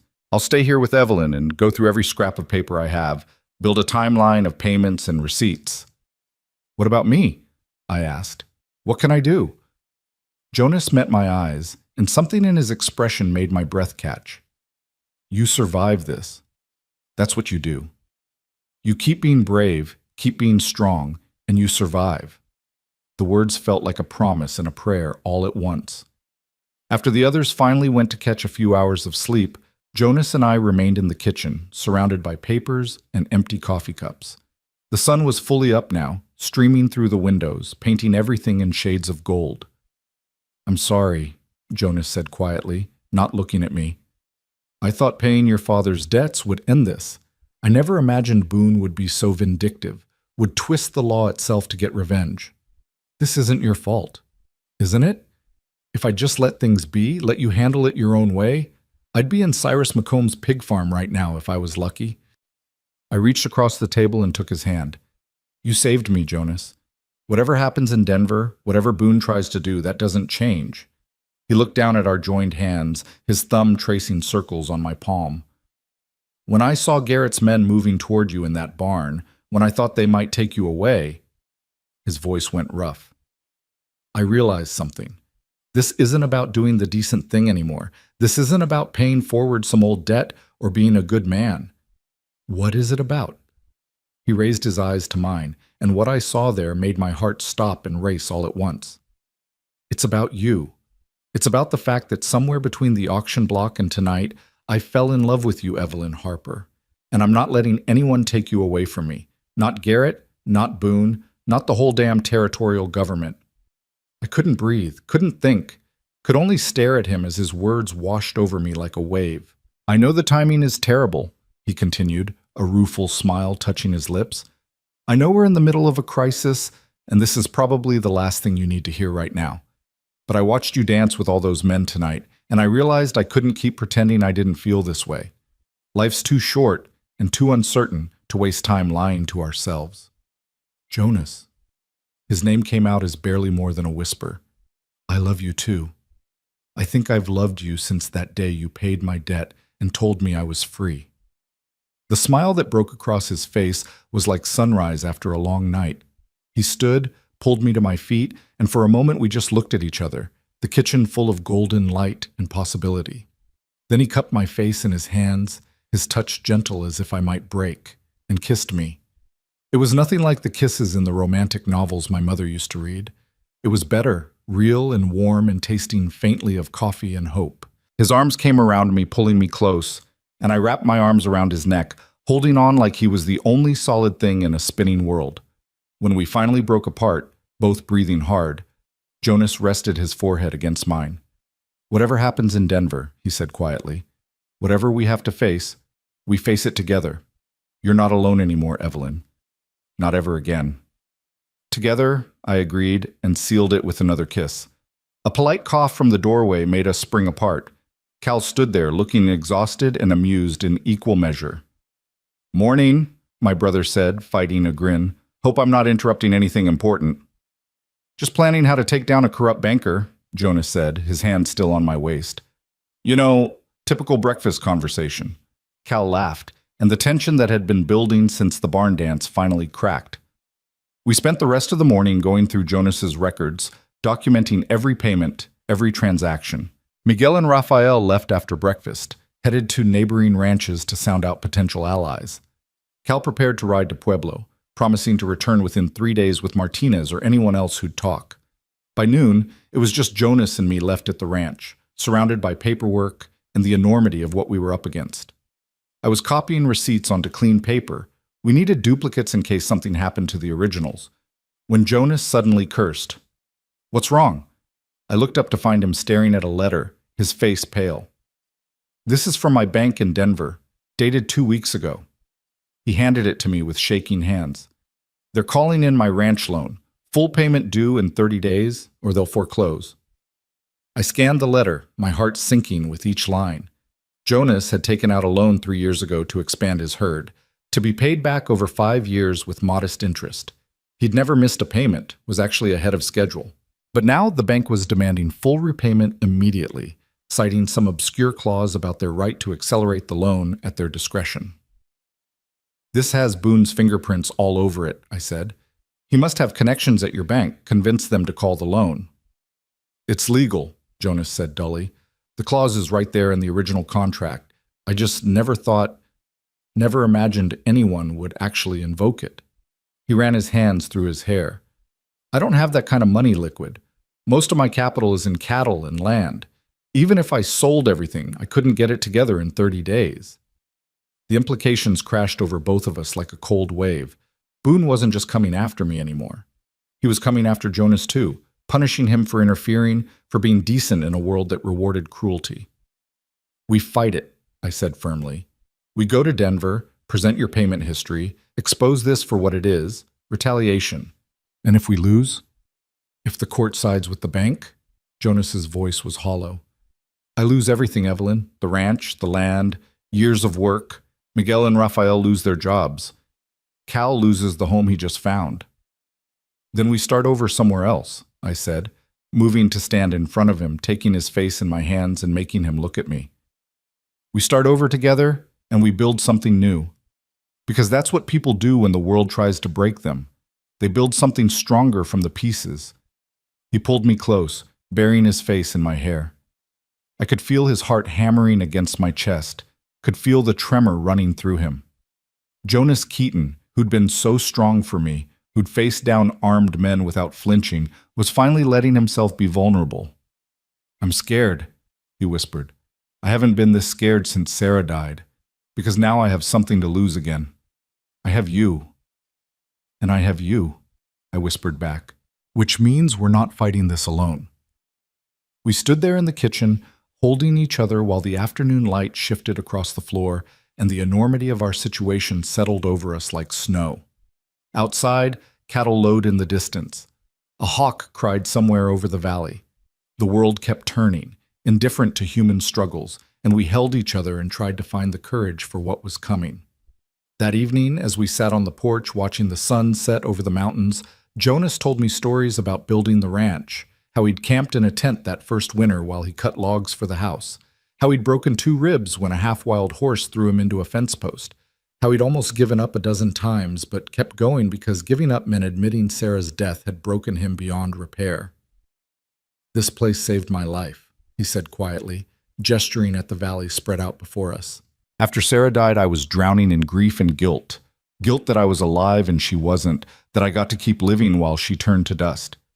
Building this ranch gave me a reason to keep breathing. And now you have another reason," I finished. "Me, us.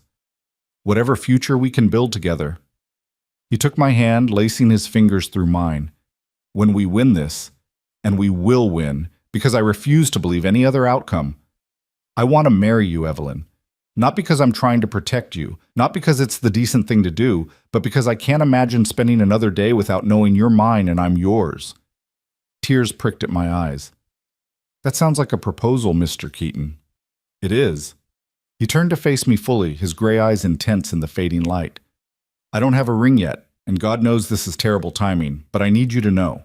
When this is over, when we've beaten Boone and saved the ranch and proven that decent people can still win in this world, will you marry me?" I thought about everything that had brought me to this moment. My father's failures, the auction block, Jonas's unexpected kindness, all the small moments that had built into something bigger than either of us alone. I thought about the fear I'd carried for so long, the certainty that happiness was always temporary, always taken away. But looking at Jonas now, seeing the hope and fear and love mingled in his expression, I realized something. Yes, happiness could be taken away, but it could also be fought for, protected, cherished. And maybe that fight, that determination to hold on to joy despite everything, was what made it real. "Yes," I said, and then louder, "Yes, I'll marry you, Jonas Keaton. When this is over, when we've won, I'll marry you, and we'll build a life so beautiful that all this darkness will seem like just a bad dream we once had." He kissed me then, deep and desperate and full of promises, and the sun set fire to the mountains behind us, painting the world in shades of crimson and gold. In that moment, with his arms around me and hope burning in my chest, I believed we could do anything. I believed we could win. 3 days later, Cal returned from Pueblo with unexpected news. He'd found Diego Martinez, who'd agreed to testify about the suspicious fire that destroyed his shop. But more than that, he'd found 6 other people, small business owners, ranchers, even a widow whose husband had supposedly died in an accident on Boone's property, all with stories of Boone's corruption, all willing to speak up if others did the same. Miguel and Rafael returned the same evening with similar reports. The neighboring ranchers, it turned out, had been waiting for someone to stand up to Boone. They'd seen his schemes, suffered from his manipulations, but been too isolated to challenge him alone. Now, learning that Jonas Keaton was taking the fight to Denver, they wanted to help. Within a week, we had a coalition. 15 people with documented grievances against Silas Boone, all willing to travel to Denver and testify.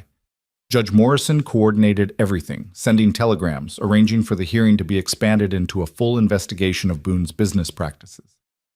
"You've started something," the judge told us when he came to the ranch to review our evidence. "Something bigger than just your case.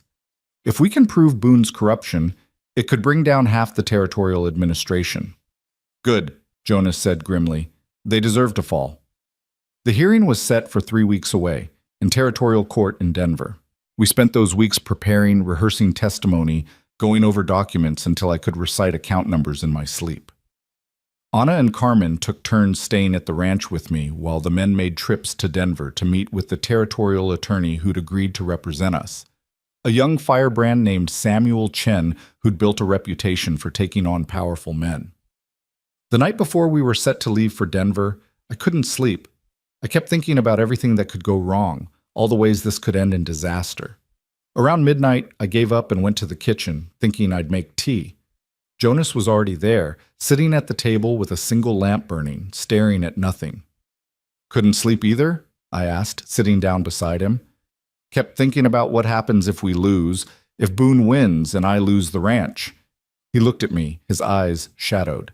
"I keep trying to imagine starting over somewhere else, and all I see is you standing in another auction block because I couldn't protect you.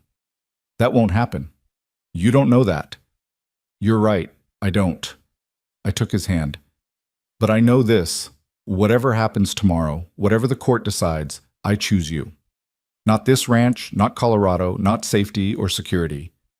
You. If we have to run, we run. If we have to start over with nothing, we start over. As long as we're together, that's enough." "Is it?" His voice cracked. "Is it really enough, Evelyn? You deserve better than a life on the run, better than—" I kissed him, cutting off his words, pouring every ounce of love and certainty I possessed into that kiss. When I pulled back, I kept my hands on his face, making him look at me. "You are enough," I said fiercely. "You have always been enough. The ranch, the money, none of that matters compared to you.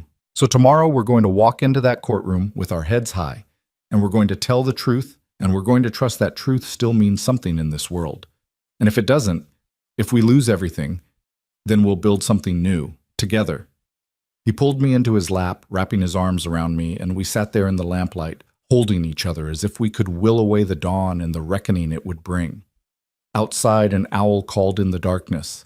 The wind whispered through the aspens, and in the quiet kitchen of a ranch that might soon belong to someone else, two people who'd found each other in the worst of circumstances held tight to hope, and each other, and prayed it would be enough. Dawn came too quickly, breaking over the mountains like a wound opening in the sky.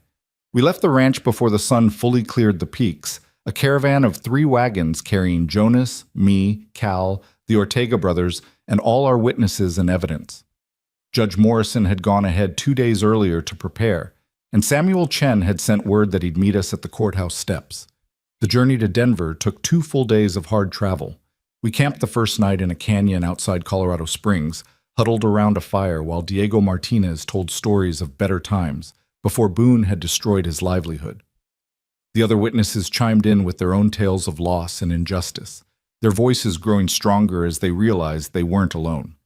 By firelight, with the stars wheeling overhead, our ragtag band of survivors became something more, a united front, a chorus of truth that refused to be silenced. Jonas sat beside me, his shoulder pressed against mine, his hand finding mine in the darkness whenever he thought no one was looking. Cal noticed, of course, my brother missed nothing, but he just smiled and said nothing, his earlier concerns apparently satisfied by the way Jonas looked at me, like I was something precious he'd fight the whole world to keep. We reached Denver on a cold October morning, the city sprawling before us in a haze of coal smoke and progress. It was bigger than I'd imagined, more chaotic, with buildings 3 and 4 stories tall, lining streets crowded with wagons, horses, and people from every corner of the world. The territorial courthouse stood at the center of town, an imposing brick structure with white columns that seemed designed to make ordinary people feel small. Samuel Chen met us on the steps, as promised, a slender Chinese man in his 30s with wire-rimmed glasses and an intensity that crackled like lightning.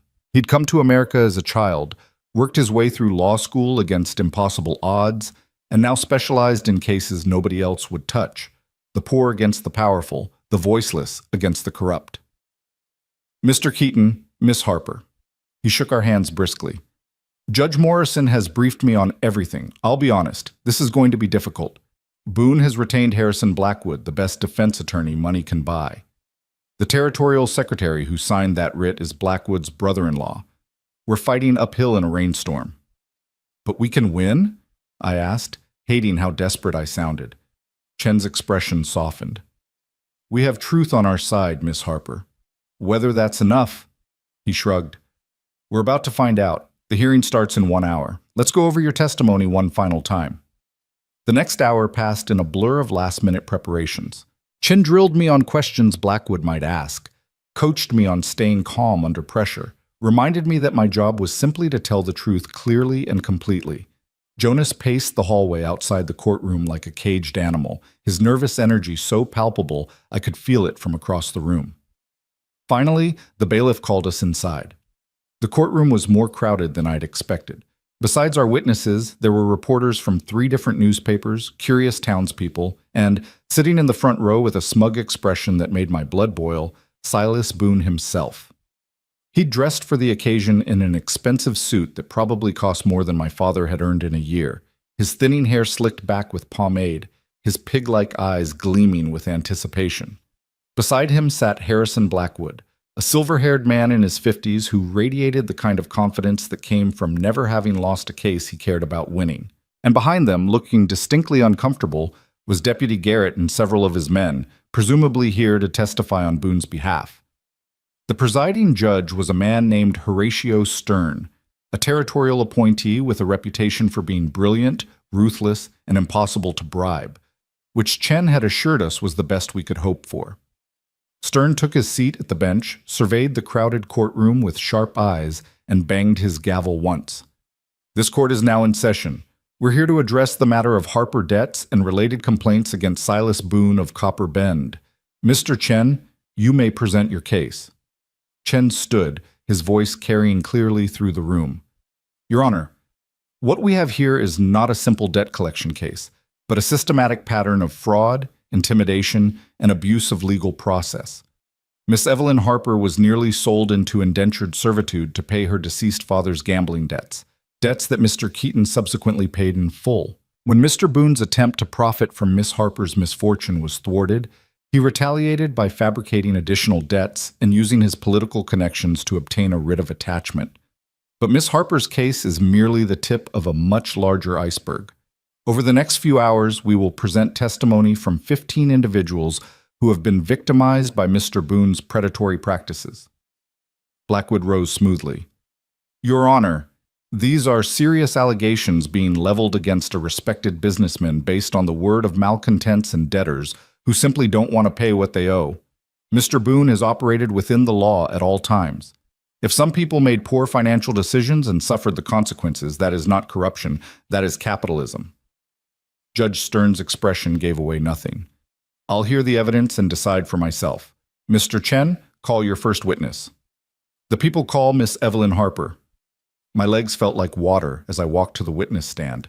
The bailiff had me place my hand on a Bible and swear to tell the truth, and then I was sitting in a wooden chair facing the entire courtroom, with everyone's eyes on me and my heart trying to beat its way out of my chest.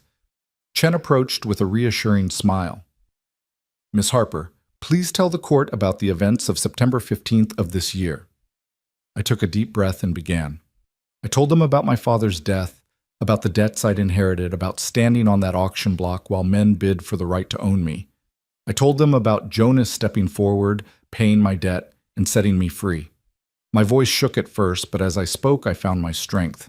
This was my story, my truth, and no one could take it away from me. Chen guided me through the timeline, introducing receipts and documents that proved Jonas had paid every cent of my father's original debts. Then he moved to the fabricated charges. Miss Harper, Mr. Boone claims you owe $300 for room and board at the Silver Star Hotel and supplies from the general store. Is this true? No, sir. I stayed one night at the hotel, which Mr. Keaton paid for. I never purchased anything from the general store. Do you have proof? Jonas stood and handed Chen a document. Receipt from the Silver Star, paid in full, and a statement from the general store owner confirming Miss Harper made no purchases on credit. A murmur ran through the courtroom. Boone's face reddened, but Blackwood remained calm. When Chen finished, Blackwood stood for cross-examination. He circled me slowly, like a shark scenting blood. Miss Harper, isn't it true that you've been living at Mr. Keaton's ranch for the past 2 months? Yes, sir. I work there as a simple yes or no will suffice. And isn't it true that you and Mr. Keaton are intimately involved? Heat flooded my cheeks. We're engaged to be married, yes. How convenient.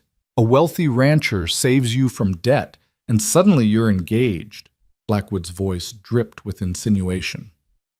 Tell me, Miss Harper, what exactly were you willing to do to secure Mr. Keaton's protection?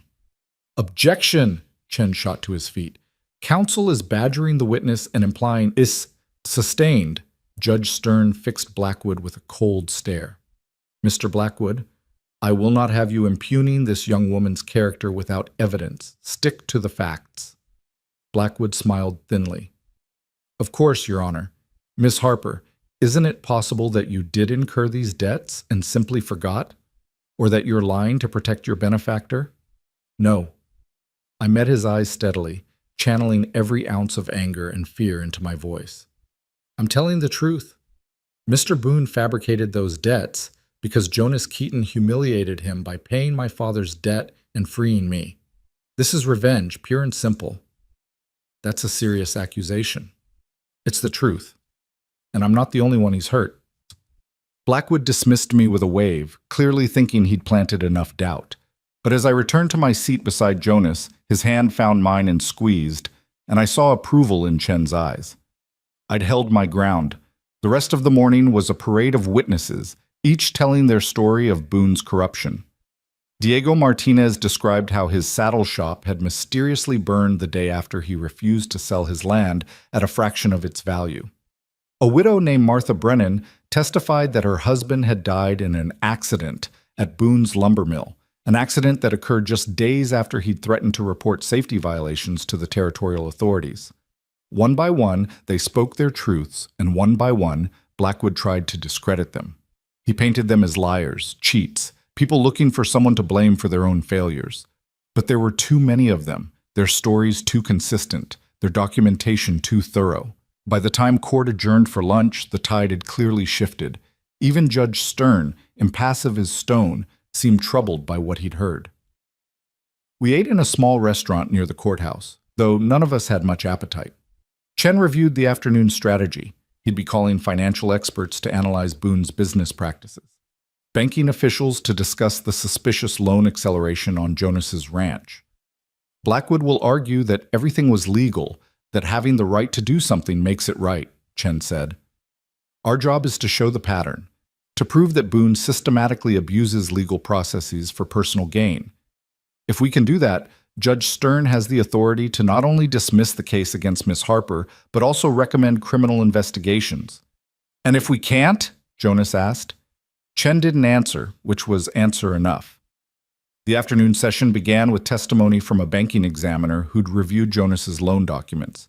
The man was dry as dust, speaking in a monotone about interest rates and acceleration clauses.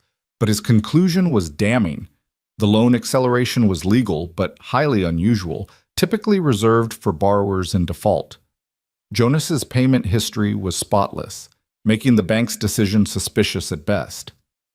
Is it possible, Chen asked, that external pressure was applied to the bank to call this loan? Objection, speculation, Blackwood called. Sustained, but I'll allow some latitude, Judge Stern said. The witness may answer in general terms. The examiner adjusted his spectacles. In my 20 years reviewing banking practices, I've seen this type of unusual acceleration exactly 4 times. In 3 of those cases, we later discovered that influential third parties had requested the action as a favor or in exchange for other considerations. Another murmur rippled through the courtroom. Boone was sweating now, his confident smirk long gone. Chen called witnesses from Boone's own bank, clerks who'd overheard conversations, a bookkeeper who'd noticed irregularities in account ledgers. Not everything they said was admissible, and Blackwood objected at every turn. But the picture they painted was clear. Silas Boone had built his empire on intimidation, fraud, and the abuse of his connections to territorial authorities. As the afternoon wore on, I watched Boone's facade crumble. He whispered urgently to Blackwood, his face growing redder, his hands trembling. This wasn't how he'd expected things to go. He'd thought his money and influence would be enough. The truth was just another commodity to be bought and sold. He'd been wrong. Finally, as the sun began to slant through the courtroom windows, Chen called his final witness, Judge Morrison himself. The old judge took the stand with dignity, his cane resting beside him, his white hair catching the light like a halo. Judge Morrison, Chen said respectfully, you've served as a territorial judge for 35 years. In that time, have you ever seen a case quite like this one? No, Morrison said simply. I've seen corruption before. It's endemic to frontier territories where law is still finding its footing, but I've never seen someone weaponize legal process quite so thoroughly as Silas Boone. He's found every loophole, exploited every ambiguity, used every connection to turn the law into a tool of oppression rather than justice. Objection, Blackwood said wearily. The witness is offering opinion, not fact. Your Honor, Chen countered, Judge Morrison's expertise and experience make his opinion highly relevant to this case. I'll allow it, Stern said. Continue. Morrison leaned forward, his eyes boring into Boone across the courtroom. That writ of attachment Deputy Garrett presented was legal in its form, but corrupt in its purpose. It was obtained through lies, executed through intimidation, and designed to terrorize an innocent young woman into submission. And when that didn't work, Boone went after the man who'd helped her, trying to destroy his livelihood as punishment for having the audacity to be decent. The old judge's voice rose, filling the courtroom with righteous anger. This is not how justice works. This is tyranny dressed in legal robes, and it must be stopped. The courtroom erupted in applause. Judge Stern banged his gavel for order, but even he looked moved by Morrison's words. Blackwood rose for cross-examination, but his heart clearly wasn't in it anymore. He asked a few perfunctory questions, trying to suggest that Morrison was biased because he knew the parties involved, but the old judge deflected every attack with ease. When Morrison stepped down, Chen announced, "The people rest, Your Honor." Blackwood conferred with Boone for several minutes, their conversation growing increasingly heated. Finally, Blackwood stood. Your Honor, the defense would like to request a recess until tomorrow morning to prepare our case. Denied, Stern said flatly. You've had weeks to prepare, Mr. Blackwood. Present your defense now or forfeit. Blackwood's jaw tightened. Very well, the defense calls Silas Boone to the stand. Boone hauled himself up and walked to the witness stand, his earlier confidence completely gone. He'd aged a decade in the last few hours, his face gray and drawn. Blackwood led him through a carefully scripted account of his business practices, portraying him as a shrewd but honest businessman simply trying to collect legitimate debts. But when Chen stood for cross-examination, he went for the throat. Mr. Boone, you testified that Miss Harper owed you $300 for hotel stays and store purchases. Can you produce receipts for these transactions? The receipts were lost in... Lost? How convenient. Can anyone corroborate these charges? The hotel owner, the store clerk? They don't keep detailed records. Actually, they do. Chen produced documents. Here's a statement from Henry Whitmore, owner of the general store, confirming that Miss Harper never made any purchases on credit. And here's a ledger from the Silver Star Hotel showing only one night's stay, paid in full by Jonas Keaton. So I'll ask you again, Mr. Boone, what evidence do you have that Miss Harper owes you any money at all? Boone's mouth opened and closed like a fish drowning in air. Her father's debts included implied future obligations. Implied future obligations? Chen's voice rose. That's not law, Mr. Boone. That's fiction. You fabricated these debts out of whole cloth because you were angry that Mr. Keaton interfered with your scheme to profit from a desperate woman's misfortune. Isn't that the truth? No, I was within my rights. Were you within your rights to pressure Jonas Keaton's bank to accelerate his loan? I never... Chen produced another document. This is a letter from you to the bank president, suggesting that Mr. Keaton might be a risky borrower worth monitoring closely. Dated 1 week after Mr. Keaton paid Miss Harper's debts. Quite a coincidence, wouldn't you say? Boone was sweating profusely now, his collar dark with moisture. Business associates exchange information all the time. And is it normal business practice to recommend foreclosure on a borrower who's never missed a payment? A borrower whose only crime was crossing you? Objection! Blackwood was on his feet. Counsel is harassing my client. Overruled. Answer the question, Mr. Boone. I was trying to protect the bank's interests.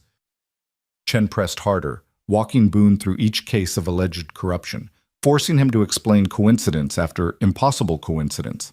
The saddle shop fire that occurred after Diego Martinez refused to sell. The lumber mill accident that killed a whistleblower. The foreclosures on properties Boone later acquired at auction for pennies on the dollar. By the time Chen finished, Boone was a broken man, his lies crumbling around him like a house built on sand.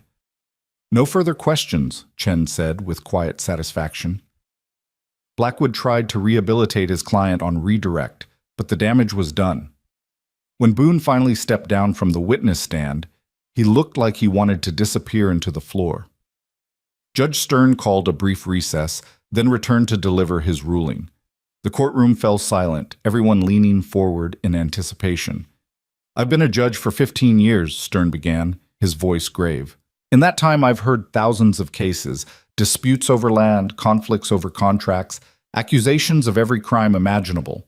But I have never, in all those years, seen such a systematic abuse of legal process as I've witnessed here today. He fixed Boone with a withering stare. Mr. Boone, you've used your wealth and connections to turn the law into a weapon, to terrorize people who couldn't fight back, to profit from human suffering. You've corrupted officials, fabricated evidence, and shown a complete disregard for basic decency. And when someone finally stood up to you, you tried to destroy them. Boone's face had gone from gray to white. As to the matter immediately before this court, the alleged debts of Miss Evelyn Harper, I find that these debts are entirely fabricated. The writ of attachment obtained by Deputy Garrett was based on fraudulent claims and is hereby vacated. Miss Harper owes Silas Boone nothing, not 1 cent. Stern's gavel came down like thunder. Furthermore, I'm referring this case to the Territorial Attorney General for criminal investigation. The evidence suggests multiple violations of territorial law, including fraud, intimidation, and conspiracy to commit kidnapping. Mr. Boone, I strongly suggest you retain excellent legal counsel, because you're going to need it. The courtroom exploded. People were cheering, crying, embracing.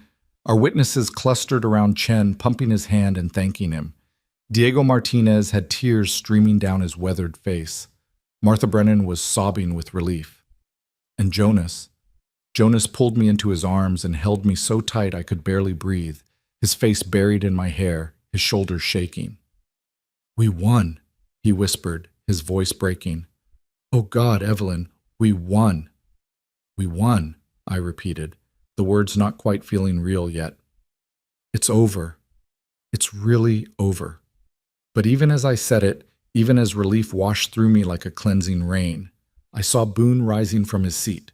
He moved like a sleepwalker, his eyes unfocused, all the fight gone out of him. Deputy Garrett and his men had already slipped out the back, clearly wanting no part of the fallout to come. Blackwood was packing his briefcase with jerky, angry movements, his perfect record finally tarnished.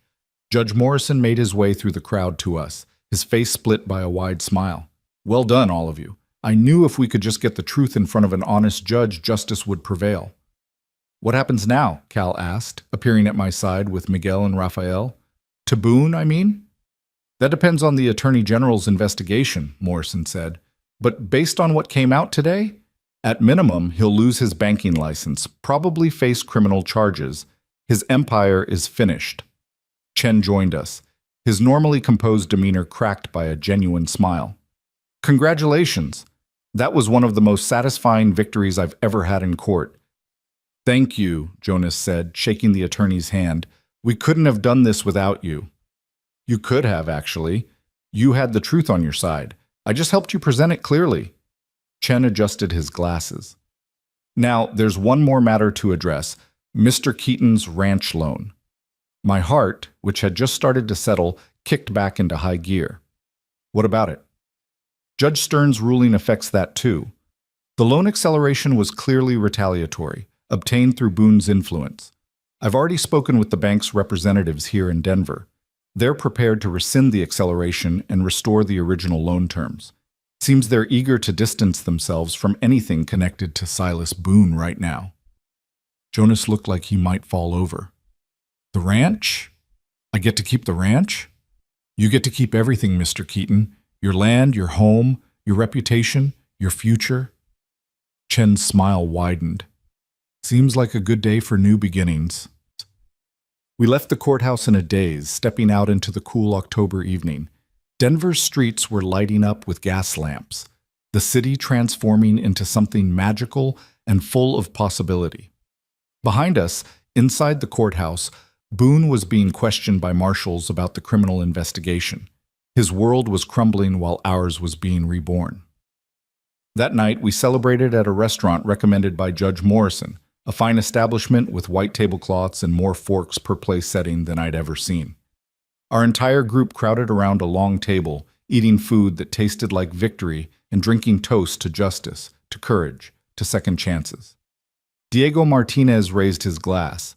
To Jonas Keaton, who reminded us what it means to stand up for what's right.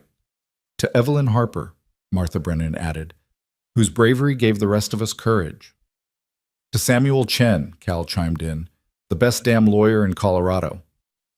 We drank and laughed and told stories late into the night, our voices rising over the clinking of glasses and the hum of other diners. For the first time in months, we weren't looking over our shoulders, weren't waiting for the other shoe to drop. We were simply alive, simply free, and that was enough. Later, after the others had returned to their hotels, Jonas and I walked through Denver's lamplit streets, hand in hand, not ready to let the day end quite yet.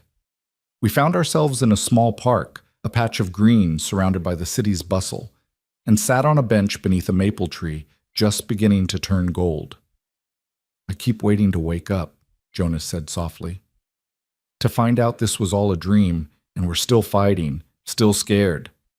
It's real, I assured him, squeezing his hand. We're free, Jonas. Really, truly free. He turned to face me, the lamplight catching in his gray eyes and turning them silver.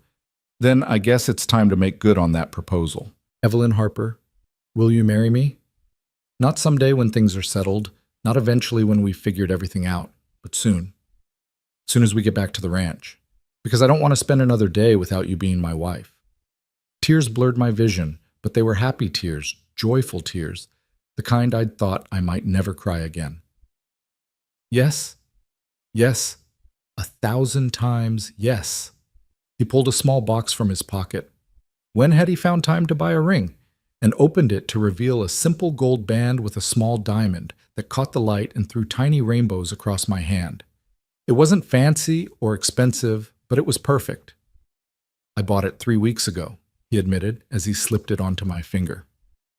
Before the hearing, before I knew how any of this would turn out, I was so certain we'd win because the alternative, losing you, losing everything, wasn't something I could let myself imagine. I kissed him then, there in that Denver park with the city lights glowing around us and the future spreading out before us like an open road. We'd walk through fire and come out the other side stronger, scarred perhaps, but not broken. We'd face down corruption and cruelty and won with nothing but truth and determination. And now, finally, we could start living instead of just surviving. We returned to the ranch 3 days later, our wagons lighter without the weight of fear pressing down on us, our hearts fuller than they'd been in months. The valley spread out before us in all its autumn glory, the aspens burning gold against the dark pines, the creek catching the afternoon sun like liquid silver. Coming home had never felt sweeter. Miguel and Rafael rode ahead to spread the news of our victory, and by the time our wagons pulled into the yard, Ana and Carmen were waiting with their children, tears of joy streaming down their faces. The women embraced me like I was family, laughing and crying at once, while the children danced around Jonas, firing questions about Denver and the courthouse, and whether the bad banker was really going to jail. We're getting married, I announced, holding up my hand so the ring caught the light. In 2 weeks, right here in the valley. Ana gasped and grabbed my hand, examining the ring with the critical eye of someone who understood what such tokens meant. It's beautiful, simple, elegant, perfect for you. She looked up at Jonas with approval. You did well, boss. I had good motivation, he replied, his arm sliding around my waist in a gesture that was becoming wonderfully familiar. That evening, as the sun painted the mountains in shades of crimson and gold, we gathered on the porch, all of us, the makeshift family we'd become through struggle and solidarity. Cal sat on the steps, whittling a piece of wood. Miguel and Rafael leaned against the railing, trading jokes in Spanish, and Jonas and I occupied the old rocking chairs his father had built, our hands clasped between the armrests where anyone could see. "I've been thinking," Cal said, not looking up from his whittling, "about staying here permanent-like. If you'll have me, Jonas. I know I haven't proven myself much yet, but I'm a hard worker, and I learn fast." "Already proved yourself," Jonas said firmly. "You rode to Pueblo, found Martinez, helped build our case. Far as I'm concerned, you've got a place here as long as you want it." Cal's knife stilled, and when he looked up, his eyes were bright with emotion. "Appreciate that. Haven't had a real home since I left for California. Feels good to have roots again." "What about you two?" I asked Miguel and Rafael. "After everything that's happened, if you wanted to find work somewhere quieter, somewhere without all this drama—" Rafael laughed, the sound warm and genuine. "Are you kidding? We just helped take down the most corrupt banker in Colorado. That's the kind of story a man tells his grandchildren. Besides, boss pays fair, the work is good, and now we get to watch him try to plan a wedding. That alone is worth staying for." "I know how to plan a wedding," Jonas protested. "Boss, you eat beans straight from the can when Evelyn's not around. No offense, but wedding planning requires a level of civilization you haven't quite mastered." Everyone laughed, even Jonas, and the sound echoed across the valley like a benediction. We talked long into the night, making plans not just for the wedding, but for the ranch's future, for expanding the herd, for maybe building another cabin where Cal could have his own space, for all the ordinary dreams that had seemed impossible just weeks ago. The next 2 weeks passed in a flurry of preparation that made facing down Silas Boone in court seem simple by comparison. Anna and Carmen took charge of the wedding arrangements with the fierce determination of generals planning a campaign, and I quickly learned that arguing with them was futile. They knew every woman within 50 miles who could sew, bake, or arrange flowers, and they mobilized that network with frightening efficiency. "You just worry about being beautiful," Anna told me when I tried to insist on helping. "Leave the rest to us." My wedding dress came together like magic, sewn by 3 women in town who'd heard about our victory and wanted to contribute. It was simple but elegant, made of cream-colored silk that Carmen had somehow procured from a merchant in Colorado Springs, with delicate lace at the collar and cuffs that had belonged to Anna's grandmother. When I tried it on for the first time, standing in front of the small mirror in my room, I barely recognized myself. The frightened girl who'd stood on that auction block was gone. In her place stood a woman who'd faced her demons and won, who'd found love in the unlikeliest of places, who'd learned that strength came not from never falling, but from getting back up every single time. "You look like a queen," Carmen said softly, adjusting the lace at my shoulders. "Jonas is going to forget how to breathe when he sees you." "That might make the vows complicated," I joked, but my voice caught on the words. In 3 days, I would marry Jonas Keaton. In 3 days, I would stop being Evelyn Harper and become Evelyn Keaton. The name felt strange on my tongue, unfamiliar but right, like a coat that needed breaking in before it fit perfectly. Jonas, for his part, threw himself into ranch work with renewed vigor, as if he needed to prove to himself that this was all real, that we really had won, that the ranch really was safe. He and Cal worked from sunrise to sunset mending fences, checking cattle, preparing for the coming winter. But every evening, no matter how tired he was, Jonas would find me on the porch, and we'd sit together watching the stars come out, talking about everything and nothing, learning each other's rhythms and patterns. "Nervous?" he asked 2 nights before the wedding, his thumb tracing circles on my palm. "Terrified," I admitted. "Not about marrying you, that's the only thing I'm certain of, but about being a wife, running a household, living up to what people expect. You've been running this household for 2 months already, and doing a better job than I ever did. As for expectations," he turned to look at me, his face serious in the moonlight. "The only expectation I have is that you be yourself. That's all I want, Evelyn. Not some perfect idea of what a wife should be, but you, stubborn and brave and funny and real." "I can do that?" I whispered. "I think I can definitely do that." The morning of the wedding dawned clear and cool, the kind of perfect autumn day that felt like a gift from a benevolent universe. I woke before sunrise, too nervous to sleep, and found Anna already in the kitchen making coffee and humming a Spanish melody that sounded like hope set to music. "The bride should be resting," she scolded gently, but her eyes were warm. Couldn't sleep. Too many thoughts spinning around in my head. She poured me a cup of coffee and sat down beside me. When I married Miguel, I was 17 and scared out of my mind. I kept thinking about all the ways I might fail him, all the things I didn't know about being a wife. My mother told me something that morning that I've never forgotten. What did she say? She said that marriage isn't about being perfect. It's about showing up every day and choosing to love that person, even when they leave their boots in the middle of the floor, or snore like a bear, or forget important anniversaries. Anna smiled at the memories. She said the only thing that matters is whether you want to keep choosing them, day after day, year after year. Everything else you figure out as you go. And do you still choose him? Every single day, even when he drives me crazy. She squeezed my hand.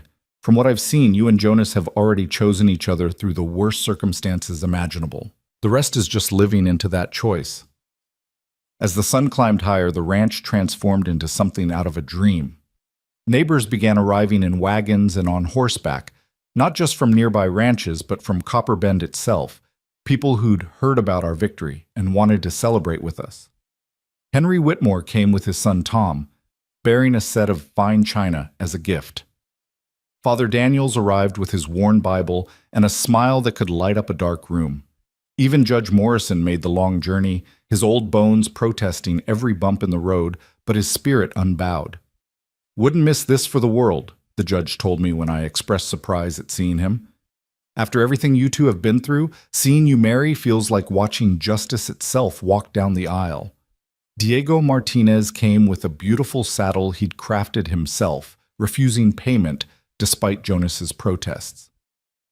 Martha Brennan brought preserves and jams enough to last through the winter. One by one, the people whose lives we'd touched, whose courage we'd helped awaken, came to bear witness and celebrate.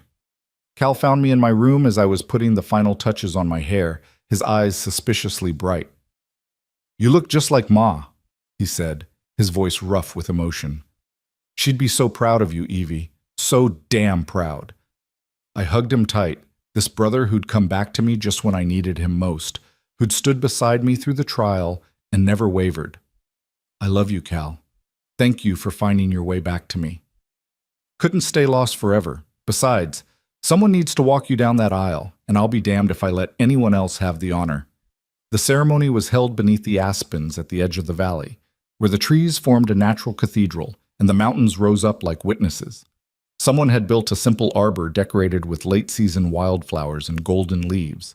Chairs borrowed from 3 different ranches stood in rows facing the arbor, every seat filled with people who'd become our community, our chosen family. As Cal walked me down the makeshift aisle, my hand tucked into his elbow, I saw Jonas waiting beneath the arbor. He'd cleaned up better than I'd ever seen him, in a new black suit that Carmen had insisted he buy in Denver, his hair combed back, his jaw freshly shaved. But it was his eyes that caught me and held me, those storm-gray eyes that had looked at me with kindness when I'd had nothing, that had seen me at my weakest and loved me anyway, that now looked at me with such open adoration that I felt my throat tighten with emotion. Raphael stood beside him as his best man, grinning broadly. Anna waited on my side as matron of honor, dabbing at her eyes with a handkerchief. And Father Daniel stood before the arbor with his Bible open, ready to bind our lives together in the sight of God and these good people. Cal placed my hand in Jonas's and stepped back, and suddenly the world narrowed to just the two of us, standing before each other with our whole future stretching ahead like an unwritten book. "Dearly beloved," Father Daniels began, his voice carrying across the clearing, "we are gathered here today to witness the joining of Jonas Keaton and Evelyn Harper in holy matrimony. This is a union forged not just in joy, but in trial, tested by fire, and found true. If anyone can show just cause why these two should not be joined, speak now, or forever hold your peace." The silence that followed was profound, broken only by the rustle of aspen leaves and the distant call of a hawk. No one spoke because there was nothing to say. Anyone with eyes could see that we belonged together. "Jonas," Father Daniel said, "do you take this woman to be your lawfully wedded wife, to have and to hold from this day forward, for better or worse, for richer or poorer, in sickness and in health, to love and to cherish till death do you part?" "I do." Jonas's voice was steady, sure, his eyes never leaving mine. "And I promise to be worthy of that gift every day of my life." "Evelyn, do you take this man to be your lawfully wedded husband, to have and to hold from this day forward, for better or worse, for richer or poorer, in sickness and in health, to love and to cherish till death do you part?" "I do," I said, and the words felt like a key turning in a lock, opening a door to a future I'd once thought impossible. "With all my heart." Jonas pulled out a second ring, a match to my own, simple gold that caught the sunlight. He slipped it onto my finger, his hand surprisingly steady despite the emotion I could see swimming in his eyes. "With this ring," he said, "I thee wed." "Every cent I paid for your freedom, Evelyn, was the best money I've ever spent. But I'm paying for a lot more than that now. I'm paying with my whole heart, my whole life, forever. And I consider it the bargain of a lifetime." Laughter rippled through the gathered witnesses, soft and warm, and I had to blink back tears as I took his ring and slipped it onto his finger. "With this ring, I thee wed." You bought my freedom, Jonas Keaton, but I'm giving you something freely that can never be bought. My love, my trust, my tomorrow. Take them knowing they're yours for as long as stars shine and the mountains stand. By the power vested in me by the territory of Colorado, Father Daniel said, his voice thick with emotion, I now pronounce you husband and wife. Jonas, you may kiss your bride. Jonas cupped my face in his hands, his touch infinitely gentle, and kissed me with a sweetness that made my toes curl in my borrowed shoes. The gathered crowd erupted in cheers and applause, but I barely heard them. There was only Jonas, his lips on mine, his arms around me, and the certain knowledge that I was finally, completely, irrevocably home. The celebration that followed was something out of a fairy tale. Tables had been set up in the yard, groaning under the weight of food that everyone had contributed, roasted chickens and beef, fresh bread and preserves, pies and cakes of every description. Someone had brought a fiddle, another a guitar, and soon music filled the valley, lively reels that had people dancing in the grass, young and old alike. Jonas and I led the first dance, spinning across the makeshift dance floor while everyone watched and cheered. He'd claimed he couldn't dance, but he moved with surprising grace, holding me close and whispering things in my ear that made me blush and laugh in equal measure. Worth every coin, he murmured as we swayed to a slower tune, his breath warm against my temple. Worth everything, Evelyn Keaton. Say that again, I requested, loving the sound of it. Evelyn Keaton, my wife. The woman who's going to drive me crazy and keep me sane in equal measure for the rest of my life. That's quite a job description. You're more than qualified. We danced until my feet ached, then danced some more. Cal cut in at one point, spinning me around until I was dizzy and laughing. Miguel and Rafael took turns as well, both of them offering brotherly advice about married life that was equal parts helpful and ridiculous. Even old Judge Morrison insisted on one dance, moving slowly but with courtly precision. You did good, child, he told me as we moved across the grass. Both of you did. You reminded this old man that honor and decency still mean something in this world. We couldn't have done it without you. Perhaps, but I just opened doors. You two walked through them with courage. That's what matters. He smiled, his wrinkled face full of warmth. Be happy, Evelyn. You've earned it. As the sun began to set, painting the mountains in shades of orange and purple, people gradually began to leave, heading home before darkness fell. They departed with hugs and well wishes, promises to visit soon, invitations for us to come calling. Our community, these people who'd stood with us, were sending us off into married life with their blessings and support. Finally, as the last wagon disappeared down the valley road, it was just us, Jonas, me, Cal, and the Ortega brothers. We sat on the porch watching the stars come out, exhausted and happy and full of good food and better company. I'm going to bunk with Miguel and Rafael tonight, Cal announced, standing and stretching. "Give you two some privacy on your wedding night." "You don't have to," I started, but Cal waved me off. "Yes, I do. You're married now, Evie. You deserve time alone with your husband without your brother snoring in the next room." He kissed the top of my head. "Be happy, sister. You've earned it." Miguel and Rafael followed him to the barn, calling out teasing goodbyes that made me blush. And then it was just Jonas and me, sitting on the porch of our home, not his anymore, but ours, with the valley spread out before us and a lifetime ahead. "Tired?" Jonas asked, his arm around my shoulders. "Exhausted, happy, a little overwhelmed." I leaned into him, breathing in the scent of him, leather and pine and something uniquely his. Is it always going to be like this? This feeling that I might wake up and find it was all a dream? If it is, we're having the same dream, and I'm not planning on waking up anytime soon. He stood and offered me his hand. "Come on, Mrs. Keaton, let me show you to our room." Our room, not his room, not the guest room where I'd spent the last 2 months, but the room we'd share from this night forward. Jonas had spent the last week fixing it up, adding curtains that Anna had sewn, refinishing the old dresser that had belonged to his mother, building a new bed frame large enough for two. He lit the lamp on the bedside table and warm light spilled across the space. It was simple but beautiful, like everything at the ranch, honest and real and full of possibility. "I need to tell you something," Jonas said, suddenly nervous. "I know we're married now, and there are expectations about wedding nights. But Evelyn, we don't have to do anything you're not ready for. We can wait. We can take our time. I didn't marry you I married you because I love you, and everything else can happen when you're ready." My heart, which I'd thought couldn't possibly hold any more love, somehow expanded to fit even more. This man, this beautiful, honorable man who'd saved me and stood with me, and now wanted to make sure I felt safe on what was supposed to be the most intimate night of our lives. I stepped closer to him, close enough to see the gold flecks in his gray eyes, close enough to feel the warmth radiating from his skin. Jonas Keaton.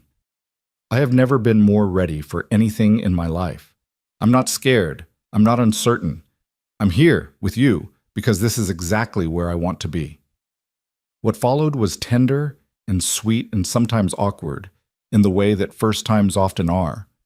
But it was perfect because it was ours. Jonas was gentle and patient, reading my reactions, making sure I was comfortable, whispering words of love and reassurance that made me feel cherished in ways I'd never imagined. And when we finally came together, truly became one in every sense of that word, it felt like the final piece of a puzzle clicking into place. Afterward, we lay tangled together in the lamplight, my head on his chest, his fingers trailing lazy patterns on my bare shoulder. I could hear his heartbeat, steady and strong, and matched my breathing to its rhythm. "I love you," he said into the comfortable silence. "I don't think I've said that enough today." "You've said it approximately 47 times. I counted." "Not nearly enough then. I love you, Evelyn. I love your strength and your kindness and the way you hum when you're cooking and don't realize it. I love how you argue with me when you think I'm being stubborn and how you make everyone around you feel like they matter.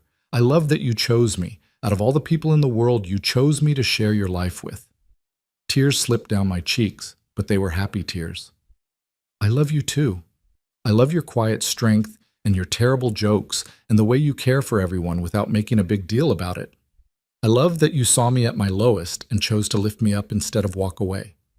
And I love that every morning for the rest of my life, I get to wake up beside you and choose you all over again." We fell asleep like that, wrapped in each other, and in the knowledge that we were finally, truly home. The months that followed were perhaps the happiest of my life. Winter came to the valley, bringing snow that transformed the landscape into a pristine wonderland. Jonas taught me to track game through fresh powder, showed me where ice formed on the creek in patterns like frozen flowers. We spent long evenings by the fire reading to each other, playing cards with Cal and the Ortega brothers, planning for spring. News filtered in from Denver through occasional letters from Judge Morrison. The Territorial Attorney General had launched a full investigation into Silas Boone's business practices. The banker had been formally charged with fraud, conspiracy, and a dozen other crimes. His empire had crumbled almost overnight, people he'd victimized finally finding the courage to come forward, debts he'd held being declared void by the courts, properties he'd seized being returned to their rightful owners. In February, word came that Boone had been convicted and sentenced to 15 years in territorial prison. Deputy Garrett, implicated in the scheme, had been stripped of his badge and run out of Colorado entirely. The corrupt territorial officials who'd helped them were facing their own investigations. "Justice," Jonas said when we got the news, raising a glass of whiskey and toast. "Real, actual justice. I didn't think it was possible." "We made it possible," I corrected. "We and everyone else who refused to stay silent." As spring arrived and the valley began to green, I discovered I was pregnant. The realization came one morning as I was making breakfast, and the smell of bacon made me violently ill. Anna took one look at me and smiled knowingly. "How far along?" she asked. I'm not sure. Maybe 6 weeks?" Jonas nearly fell over when I told him, his face cycling through shock, joy, and terror in rapid succession. "A baby? We're having a baby?" "We are. Sometime in October, if I'm calculating right." He pulled me into his arms and held me for a long time, not speaking, just holding me and marveling at the miracle of it. When he finally pulled back, his eyes were suspiciously bright. "I'm going to be a father. Oh God, Evelyn, what if I'm terrible at it? What if—" "You're going to be wonderful," I assured him. "You've got 8 months to panic about it. For now, just be happy with me." Happy doesn't begin to cover it. Cal was thrilled at the news, immediately starting to plan an addition to the house for when the baby grew older. Miguel and Rafael argued about whether it would be a boy or girl, each convinced they could predict the baby's gender by some ridiculous folk method. Anna and Carmen descended on the ranch with baby clothes they'd saved from their own children, offering advice and support and the kind of maternal wisdom that only comes from experience. I worked as long as I could, only stopping when I grew too large to move comfortably. Jonas became almost comically protective, insisting I rest constantly, trying to do all my chores himself until I threatened to hit him with a rolling pin if he didn't let me maintain some independence. "I'm pregnant, not made of glass," I reminded him for the 100th time. "I know, but what if—" "No what ifs. We've spent too much of our life together worrying about what might go wrong. Let's just enjoy what's going right." Our daughter was born on a crisp October evening, with Anna and Carmen attending and Jonas pacing a trench in the yard outside because the women wouldn't let him in the room. The labor was long and difficult, and there were moments when I thought I might not survive it. But finally, as the sun was setting and painting the mountains gold, she arrived, red-faced and screaming and absolutely perfect. "A girl," Anna announced, wrapping the baby in a soft blanket. "A beautiful, healthy girl." They cleaned her up and handed her to me, and I looked down at this tiny person we'd created, Jonas's eyes and my dark hair, impossibly small fingers that gripped mine with surprising strength, and felt my heart expand in ways I hadn't known possible. Jonas finally came into the room, moving like he was afraid the floor might collapse beneath him. When he saw me holding our daughter, tears started streaming down his weathered face. "She's perfect," he whispered, sitting beside me on the bed and tracing our daughter's tiny face with one finger. "She looks just like you. She has your eyes. Best of both worlds, then." He kissed my forehead, then the baby's. "What should we name her?" We talked about names during the pregnancy, but never settled on one. Now, looking at her peaceful face as she nursed, inspiration struck. "Sarah," I said softly. "Sarah Hope Keaton. For the woman who loved you first, and for the hope that carried us through everything." Jonas went very still, and when he looked at me, his eyes were swimming with emotion. "You'd do that? Name her after—" "She was part of your story, part of what made you the man you are, and I want our daughter to carry her name as a blessing, not a ghost. She was your past, and this Sarah is our future." He kissed me then, deeply and desperately, our daughter cradled between us. "I don't deserve you." "Lucky for you, love isn't about deserving. It's about choosing, and I choose you. Every day, Jonas Keaton. Every single day." Sarah Hope grew quickly, filling the house with laughter and chaos in equal measure. Cal was a devoted uncle, whittling toys for her and singing off-key lullabies. Miguel and Rafael competed for the title of favorite honorary uncle, teaching her Spanish words before she could even sit up properly. Ana and Carmen were ever present, offering advice and help, and the kind of loving support that made me grateful we'd built such a strong community. 2 years after Sarah was born, we had a son, Thomas Jonas Keaton, named for my father and his, a way of honoring the complicated men who'd shaped our lives while choosing to be better than they'd managed. And 3 years after that, another daughter came along, wild-haired and fearless, whom we named Grace after Jonas's mother. The ranch prospered. Jonas's careful management and hard work paid off in expanding herds and improving land. Cal proved invaluable, eventually taking over much of the daily operations while Jonas focused on breeding programs and business development. Miguel and Rafael bought property adjacent to ours, building homes for their growing families while continuing to work the ranch. Years passed in a blur of seasons, springs spent calving and branding, summers working cattle and mending fences, autumns preparing for winter, winters huddled by the fire telling stories and planning for the next year. Our children grew strong and healthy, learning to ride almost before they could walk, helping with chores as soon as they were able, becoming part of the land the way Jonas and I had. Sometimes, on quiet evenings when the children were asleep and the ranch was peaceful, Jonas and I would sit on the porch and remember that day at the auction block, that moment when our lives had intersected and changed everything. It seemed like a lifetime ago and yesterday, all at once. "Do you ever regret it?" I asked him one such evening, watching the sun set over the mountains we'd come to know so well. "Paying that debt? Getting involved in all that chaos?" Jonas looked at me like I'd grown a second head. "Regret you? Regret our life together? Our children? This home we've built? Evelyn, paying your father's debt was the best decision I ever made. Worth every cent and 1,000 times more. Even when the kids are driving you crazy and the cattle are breaking through fences and nothing goes according to plan? Especially then." He pulled me close, and I settled against him with the ease of long practice. Because even on our worst days together, they're better than my best days alone. You taught me that living isn't the same as surviving, that opening your heart to love means risking loss, but the alternative is no life at all. Pretty philosophical for a cowboy. I have hidden depths. Yes, you do. We sat in comfortable silence as darkness fell and stars began to appear. From inside the house, we could hear the children settling down for bed, their voices carrying through the open windows. Cal's deeper rumble as he read them a story, the faint lowing of cattle in the distance, the wind whispering through the aspens. "I paid your debt with forever," Jonas said quietly, echoing the words he'd spoken at our wedding. "And I'd do it again in a heartbeat. Every day with you is a gift I never expected to receive. And every day with you is a gift I'll never take for granted."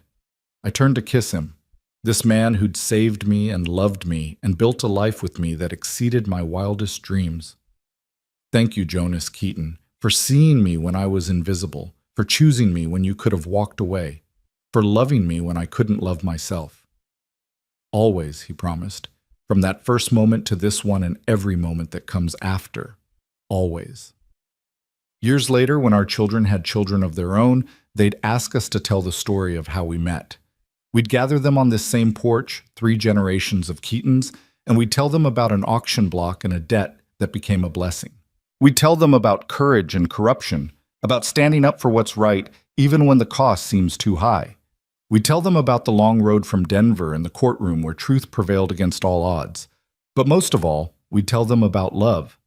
The kind of love that doesn't come easy or cheap, that requires sacrifice and strength and the willingness to keep choosing each other through every storm.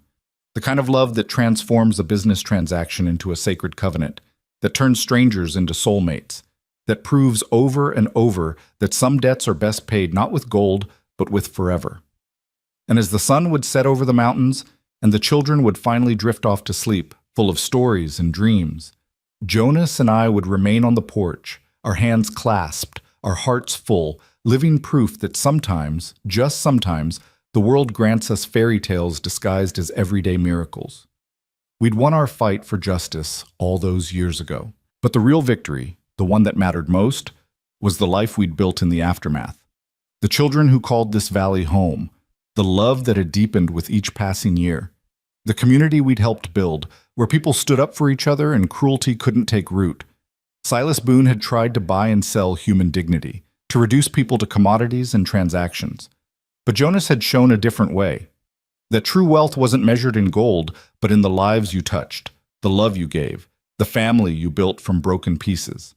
And every evening, as I sat on that porch with my husband's hand in mine and our legacy sleeping safely inside, I gave thanks for the day I was sold as a bride of debt, and a cowboy said he'd pay it with forever. Because that forever turned out to be more beautiful than any price tag could capture, more valuable than all the gold in Colorado, and more precious than anything else this wild, wonderful world had to offer. We were home. We were loved. We were free. And that, more than anything else, was worth everything.